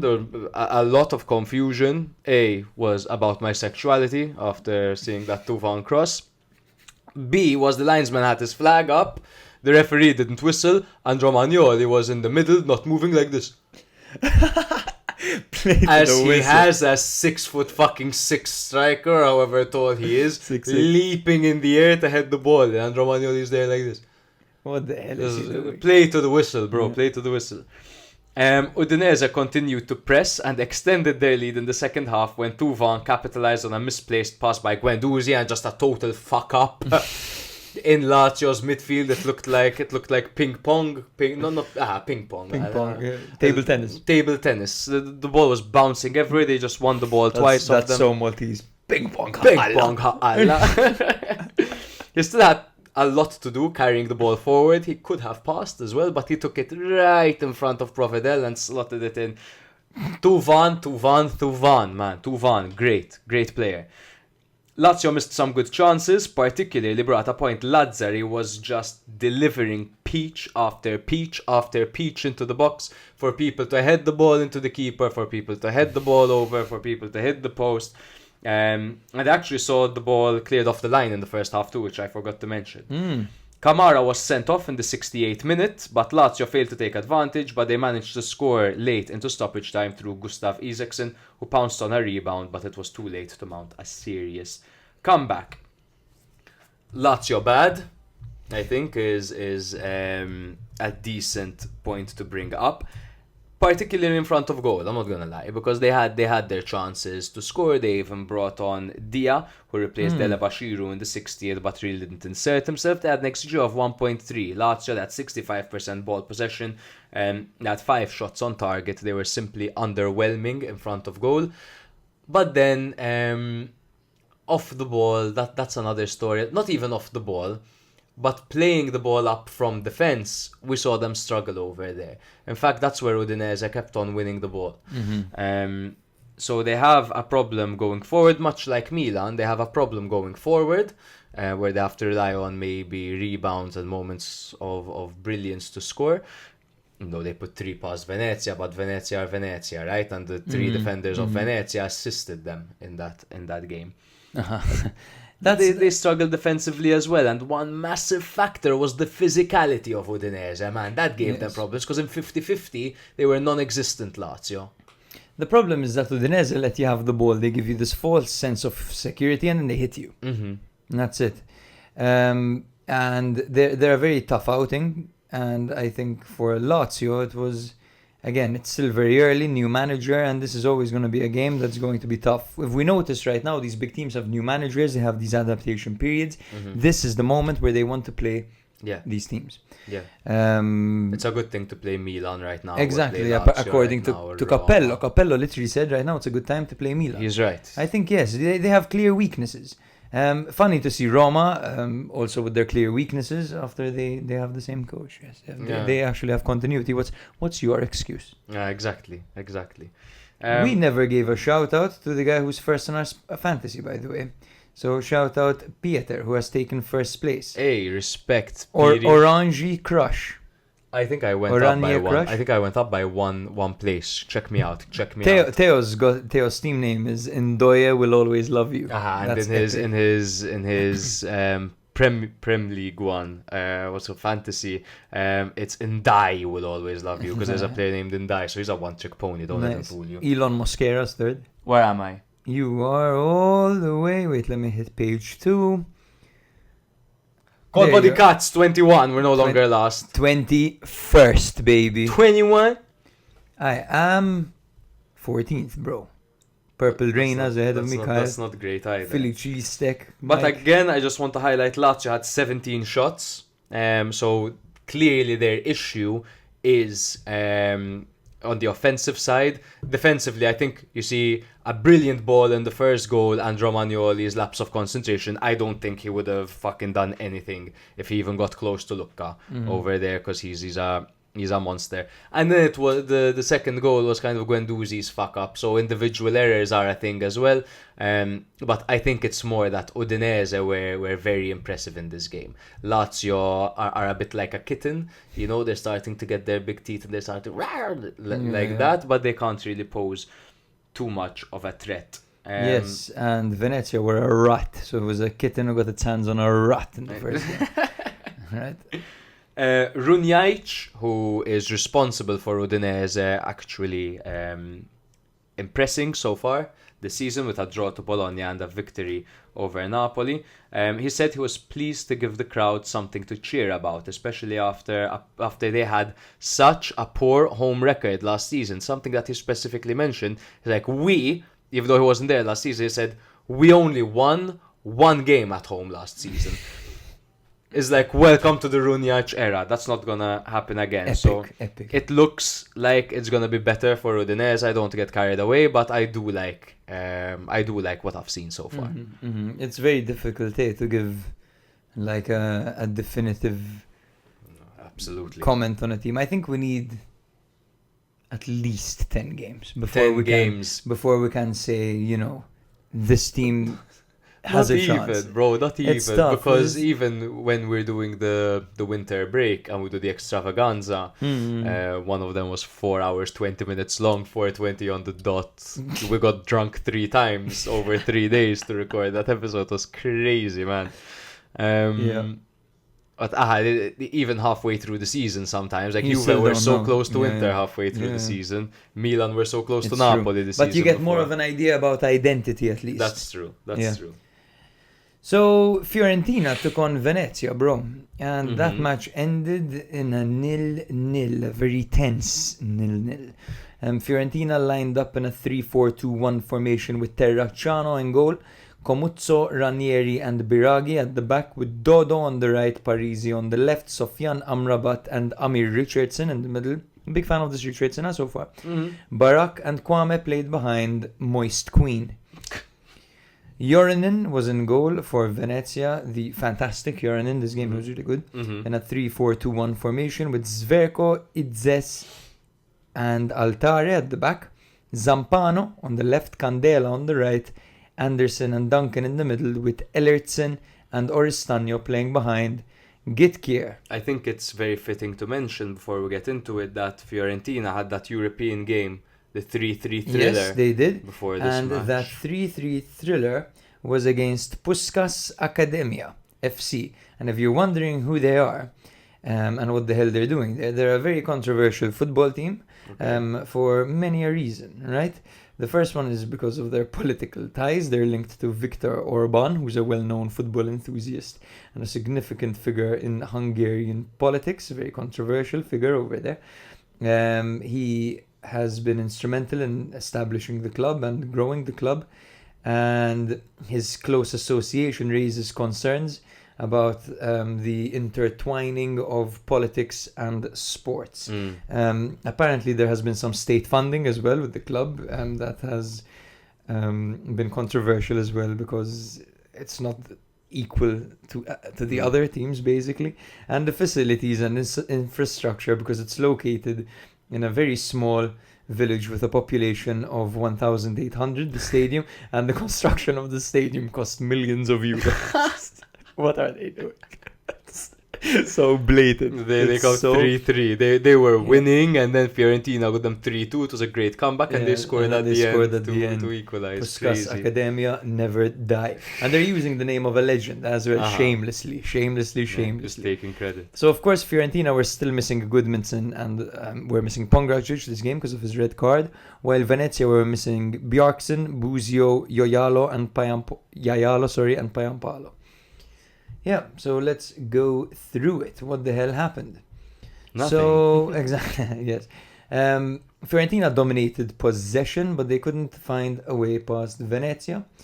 Joranen made some fantastic saves. Fiorentina had their chances in the second half particularly, but were unable to break the deadlock, leading to many a boo from many a fan. Because they were already unhappy because of the whole Gonzalez situation.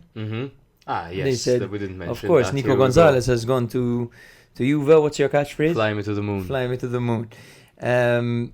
Yeah, I mean, Fiorentina did a whole lot of possession-based football, basically. They played a very possession-based game, but they really didn't have many chances, man.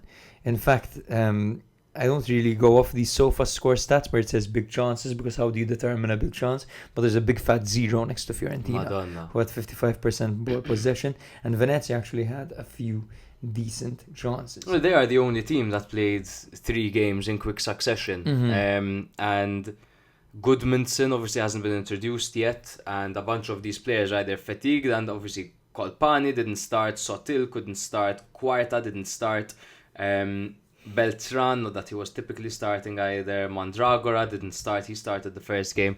So this was essentially a new look team. 2 of their centre backs, Cristiano Biraghi and Luca Ranieri, and Comuzzo as well, who was the, let's say, weak link in well, one of the weak links, because even Pongracic and Quarta had a nightmare in the first game.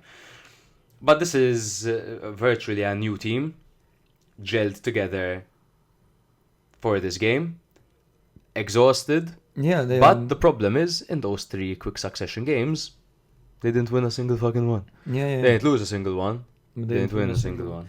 Exactly. Biraghi had a late effort that went narrowly wide, and it pretty much summed up their evening. It was tense. That's the thing, that they're not playing with freedom. Palladino has walked into this team, and all of a sudden the atmosphere is really, really negative. And I don't think it's justified, because granted, you've sold Nico Gonzalez, but you've brought in some pretty promising players.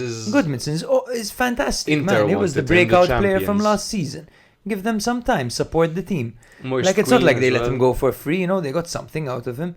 Yeah, they have a new formation, a new coach, manager, highly sought they've after brought in manager. Adli. They brought in Adli. So apparently Amrabat might be moving, and we might see a double midfield partnership of Amir Richardson and Adli.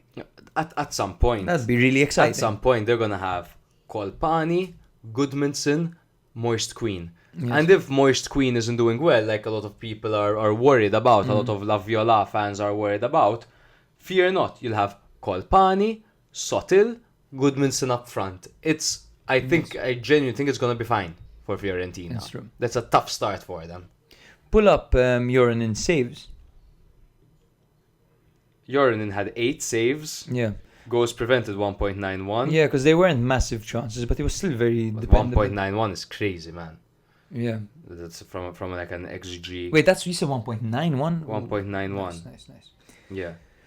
Yeah. He had 63 touches as well, heavily involved. Absolutely, yes. When it comes to Venezia, they didn't really create much at all. They were defensively solid, but they offered very little going forward. Terracciano was only called into action a few times. Nicolucci Caviglia made a decent debut for Venezia, coming off the bench. However, they still actually struggled to maintain possession in midfield, and they were run through a lot. Yeah. I think from Venezia, it's going to be exciting to see Poyampalo and Buzio back into the team, because those are two very big players for them. They can make a big difference. It was good to see Pierini come on, but I do want to see more of Lella. Lella's very good. Lella hasn't featured. Haps as well would be interesting to see. Yeah. So the best chance of the game fell to Idzes. Am I pronouncing his name? Idzes, I think it is. I guess so. Who mishit it in front of the goalkeeper. You know, he's the first Indonesian in Serie A. What? And he also scored in the cup. Parisi, I feel like is very free and lively in the system. I think we'll be seeing quite a bit of contribution from him later on, because he loved to torment that left side. Yes. I have a note on Zampano. Zampano, we've seen him before. He's the guy with the top I like knot. Zampano. He reminds me of Nandes. To a degree. You know? I mean, to a degree. To a degree. I thought Richardson looked very complete. Kwame had a bicycle kick, and it had pretty good technique, even though it wasn't really threatening. Jordan lit, and Fiorentina fans are furious, and that's pretty much the game. Very good, bro. My last game is Monza 0, Genoa 1. Both sides started the season with a draw. Monza versus Empoli and Genoa versus Inter, so guess who was happier? Since then, Pinamonti arrived at Genoa and Ekuban recovered for the bench, but anche Norton, Ciuffi and Maturo were still missing. Norton Ciuffi is the best name in the league. Monza missed... No, bro, there's Duda and Coco. Monza missed Sensi. Norton Ciuffi, are you kidding? Monza missed Sensi, Churia, Cranio and Machin. It was a 3-4-2-1 formation for Nesta's men, with Pizzignacco in goal and a backline of Caldirola, Mari and Izzo. Just shout out Pizzignacco, because he's been really good, stepping in the formidable gloves of Di Gregorio. Kyriakopoulos out on the left, Birindelli out on the right, and the double pivot of Warren Bondo and Pessina, Maldini and Mota playing behind Petagna. On the other hand, for Genoa, for Gilardino's men, it was a 3-5-2 formation with Gollini in goal and a backline of De Winter, Bani and Vasquez, Sabelli on the right, Martin on the left, Messias, Badel and Frendrup in the midfield, with Vitinha and Pinamonti starting up front. No Malinovski starting in this game. Now, despite a disallowed goal for Monza by Maldini due to an offside call on Petagna, Pinamonti capitalized on a cross from Sabelli to give Genoa the lead with a brilliant header, a fantastic header. It was against his momentum, he was running there, ball was coming here, managed to get the perfect, powerful flick on to the far corner. Great debut for him. Now, the second half saw Monza increase their attacking efforts. Caprari's in-swinging cross hit the post, and Kyriakopoulos' solo effort was saved by Gollini. Good to see Caprari back in the league after a lengthy injury last season. We didn't see any of him. It's true. Gilardino has been wanting Pinamonti in the team, and here he is, and instantly off the bat he scores. Gilardino, a visionary, bro. Yeah. He, again, we discussed this last episode. We said that Pinamonti in this environment should thrive, right? It's day and night compared to Sassuolo. And if you look at the way he played, a very mature performance. Didn't miss a single pass, barely touched the ball, but when he did... Doesn't have to. That's Vitinha's job. Exactly. He had 15 touches, Pinamonti. He had one shot on target. The goal? And that's the goal. And aerial duels, and you're against a tough defensive three. Izzo will literally bite your ear off. Pablo Mari's been stabbed, and Caldirola is massive. You love this Caldirola. yeah. Oh, you love this Mari's been stabbed. Because big he's rat. he's a defender who has had a knife in his body. Literally, from a lunatic in a shopping mall. Yeah. That's the crazy part, And man. Andrea Pinamonti was up against these guys, and he rose highest to headed home. Literally. So respect, yes. He won 2 out of 4 aerial duels against them, which again, pretty good. He got the goal. Yeah, he has history with Genoa. He had a loan with an obligation from Inter to Genoa, but they bought him back. So he was on loan with an obligation from Inter. You're talking about Pinamonti, right? Yes, but they bought him back. Now he was on loan with an option from Sassuolo. And now Sassuolo, they exercised the option and they loaned him out to Genoa. So if you look over there, exactly. So he was confirmed by Genoa, but Inter immediately they had a clause and they exercised remember, my it, laptop they is got him back. touchscreen, bro, before you put your grubby ass finger all over They it. are clammy, I'm not gonna lie. So this is his second debut for the club. So this is his 6th ever goal and for his Genoa. 6th goal for Genoa. Okay. It was Shit, good, I had totally forgotten he was there. right? Of course he was. Monza, just to explain to you. But he was probably Bro, there, it's sorry. fine, you can sneeze, bro. 'Cause During- you're gonna explode. if you During do that again. Ballardini, he probably endured a little bit of Ballardini, right? Yeah, I'm sure he did. So it's day and night again compared to Gilardino. Literally. Day and night. Monza had 629 passes, bro. 629 passes. Genoa had like 200 or 300. It's crazy. At 70% ball possession, but they struggled to create. Happening? He's sick. Happening. He's sick. But they struggled to create a clear goal scoring opportunity. Aside from the disallowed goal, naturally, they really struggled with their passages of play. They seem to grow into the game more as the game progressed. I don't think they're dead, but I do think they're a 15th place team nowadays. We'll see what happens if Nesta can revitalize this talent. Genoa, 15th, that's quite generous, judging from how they've started, right? Because they didn't really. I mean, 15th, they'll be battling relegation, bro. Knowing Serie A. Genoa's passages of play, on the other hand, I'm full of praise for them because you lose people, you think the world is against you, but there's one man that they kept, man. It's Alberto Gilardino. And I have a dream. As a Milan fan, I have a dream that Milan are going to have Gilardino. They're going to play a balanced 3-5-2 system, and wow, it's going to be beautiful. But yeah, this 42 isn't about years me. old. He's got plenty of time to improve as a manager, and I think he's already pretty bloody good right now, let me tell you that. They asked Nesta, was it nice? Was it nice bumping into your friend Alberto Gilardino? And Nesta's like, no, he beat me. Hilarious. 2 legends of the game, 2 World Cup winners, 2 Champions League winners, 2 winners, absolutely 2 demolished hairlines. It's true. It's true. At least happened in their You know what I'm 40s. Mine happened at 25. Yeah. Let's be real, bro. 24. Hell yeah. Yeah. I mean, that's it from Fantastic. So finally, the moment we've all been waiting for, Cagliari Como. Oh yes. 1-1. It was a good game, bro. It was a good game. I stopped cooking to watch this. Really? You stopped cooking and they started cooking. Let me tell you, Como started cooking in the second half. It all started with Cagliari, who really had the better start of the 2 teams. We're gonna do lineups. Yes. Okay. You're right. Shaking off the rusts that he had. Cagliari had a 3-5-2 formation with Simone Scuffet in goal, the man who's a fantastic shot stopper, but don't give him the ball at his feet because he will hoof it out of play. Zappa, Mina and Luperto were at the back, the formidable 3. Azzi on the right with Augello on the left. Deola, Prati and Marin were in the middle with Zito, Luvumbo and Roberto Piccoli up front.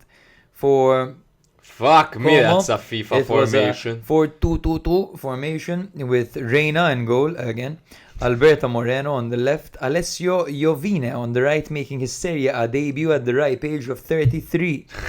No, genuinely, congrats. 7 Yeah, to of 8 course. guys. Of course. Alberto Moreno almost got sent off for getting a yellow card and getting really angry at the referee. Like, calm down, what are you doing? You're meant to be a leader here. Sorry for experience. Yeah, Barba was one of the centre backs, and the other centre back was Alberto Dos Sena. former Cagliari. Yes. Got his fair share of boos because going from Cagliari to Como means only one thing. You've gone for the money. That's what there it you represents, go. right? And the Cagliari fans were... The project, sure, but the Cagliari fans weren't having it, bro. And then you see someone like Luperto who's so loved over there. It's true, it's nice. true. Begautner was in the midfield with Mazzitelli. D'Acunha and Strefezza were playing behind Bellotti and Cutrone. Now, Huge. as the game started, of course, so first of all, it was 35 degrees. It was at 6:30, this game on a Monday. Calabria was playing in the sun, by the way. Yes. There was a small, Back to the first game. small patch of sun. Calabria was in it, and minute 3 he looked exhausted. Of course. No, minute 1, because the first goal happened in minute 2. Anyway, sorry. Yes, no problem, bro. And the sun had gone down by the time Royal came on. So what's his bloody excuse? Actually, I changed sides on the pitch. It's true, it's true. So he was in the shade and he looked worse than Calabria. But yes, Cagliari took the lead in the first half through Lorenzo Piccoli, who capitalized on a Luperto assist, one of the most unorthodox passages of play I've seen. As they were basically playing Germanese onto the back of the net. It's true. The defense looked terrible. Who was it? Number 93, Barba. Yeah. Barba, who put up 0 fight to win that header, man. It's true. And Luperto's header was perfectly weighted between the goalkeeper and Piccoli. And Piccoli scored and he looked like he was having so much fun with the Cagliari fans, man. I think Cagliari are one of those teams that money can't... Like going to Saudi... doesn't give you what playing for Cagliari does. You're right. Like, scoring in front of those fans must be such an emotion. Bro, when we went to watch Cagliari, we were almost... There were those like people that were, I believe, involved with the club. That were next to us, I was speaking to them. I stepped on him 17 times when Cagliari scored. He was really chill about it. But he welcomed us. He was like, where are you from? Malta? Welcome, come here every time. Please, you brought us exactly. It's this sense of community. It's Sardinia, you know. It's true, and the songs they sing, the vibes are just everyone phenomenal. There. And the weather is fantastic. The food is great. To Modena, for example, where Sassuolo are based in Bologna, people are Juve fans. Reggio Emilia, right? Reggio Emilia. People are Juve fans, Inter fans, Milan fans, Roma fans, Lazio fans. If you're in Sardinia, you're a Cagliari fan. If you're in Cagliari, you're a Cagliari Absolutely. And that's it. And it doesn't matter how they're performing. It doesn't matter where they stand. The stadium's always packed. They're always singing. They're always hyping their players up. And it's unconditional love. It's so wholesome. Cagliari are a wholesome football team when they're not racially abusing the players.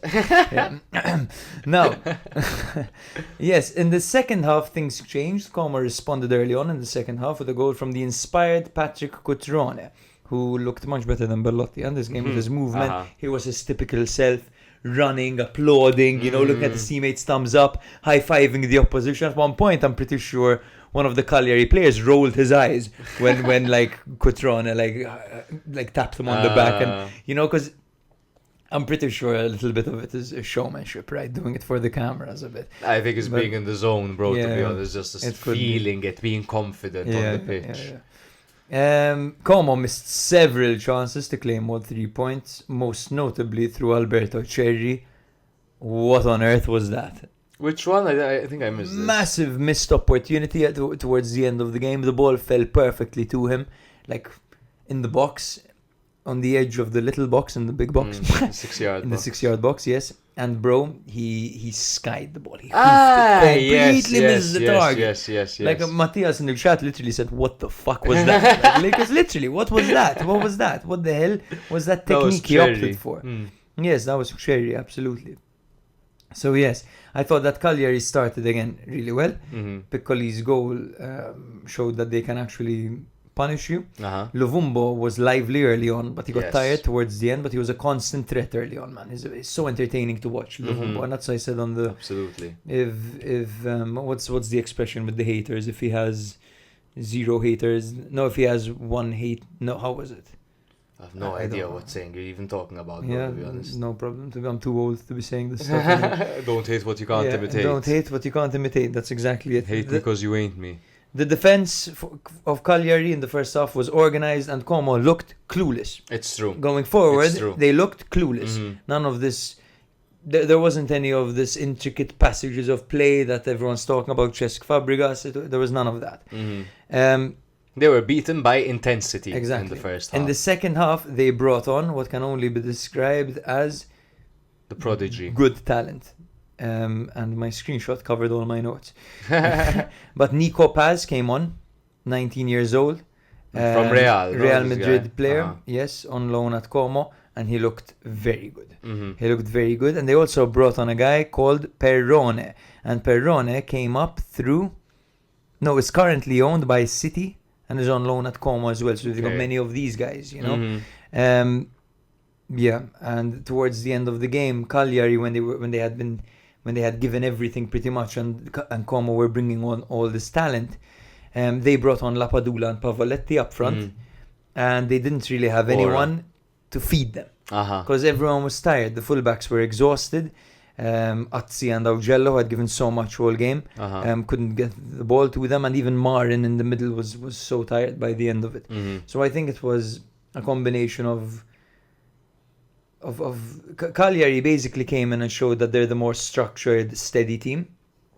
Como introduced their talent later on, grew into the game, and I think a draw is the perfect result. It was perfectly fair. I don't think anyone really deserved to win this Those one. new kids on the block against the old dogs, Yeah, right? Cagliari literally. full of hustle, Como full of ideas.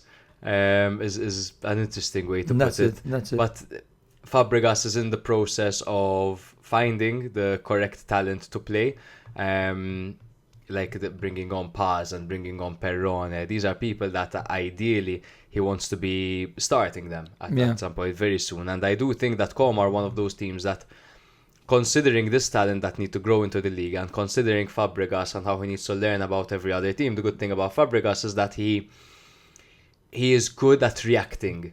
So he prepares the team for the team that they are playing. Now, that just gives me the idea that they'll be better in the second half of the season. Yes. After they play every single team, and then their talent would have gotten used to everything. Fabregas would have a better idea of what it's like coming up against these teams, and they'll have a better second half to the season. Yes, and this is not to mention Sergio Roberto. Who came on and looked very solid. PSG, Exactly, the historic back in the goal day. for Barca. Goldaniga as well came on. They're bloody... They're stacked, man, compared to... Yeah. But that's it, pretty much. Fair result over here. I'm curious to see... I think Cagliari need one offensive player. Like last season, they brought in Orestano and they changed their season. They need to move like that again. They need someone... Honestly, Milan, if you're not going to utilize Liberali, send him there, man. Ooh, not a bad Can you shot, imagine not that? a He's bad the shot. But Orestano build. He's doing the whole Milan Futuro thing, yeah. No? Yeah. Milan Futuro are lit. But anyway, I think that's that for this episode. Same Yes, time, sir. same place. Next week, we need to find out what we're going to do in December when we go on a week-long holiday. No problem. We'll find alternatives. We'll The- find the some. Ju- we'll the find some Jubelanis, piece to either the Jubelinas. Jubelanis or Teo, for Jubelinas. example, but he won't watch the No. whole thing. I think we can try get Santi and Mint back together for one more. It's true. One more It'll be hurrah. fun. One more hurrah. Yeah, we can. Or hand it over to patrons who are Ooh. willing. They'd come up with We'll a see, great we'll product. See. We're not gonna promise anything. No. We're gonna have a look, and we'll let you guys know. That's way in December, from the 14th to the 21st. We're missing some good action. But anyway, thank you guys very much. Don't forget to drop us a rating, drop us a follow, give us a kiss, subscribe to us on YouTube. We'll see you all same time, same place next week. Ciao, ciao. If you like Serie A or have ever liked it in the past, it's a good opportunity for you to listen once a week and you'll get filled in. The football weekend, that's like the main dish. But then a few days later, you drop your episode and that's like the dessert. And the dessert is just perfect. It's good, the cake. It makes it feel like we're all sitting in a room together, just BSing with each other. The atmosphere is fantastic. I promise nobody will ask you to send boob pics. Sometimes maybe good, sometimes maybe shit. I love how you go into so much detail and show so much passion towards each and every team. Literally, no team is left undiscussed. When I listen to you, it's like I'm talking to you in a pub. It's like I'm chatting to a friend and you're chatting to me.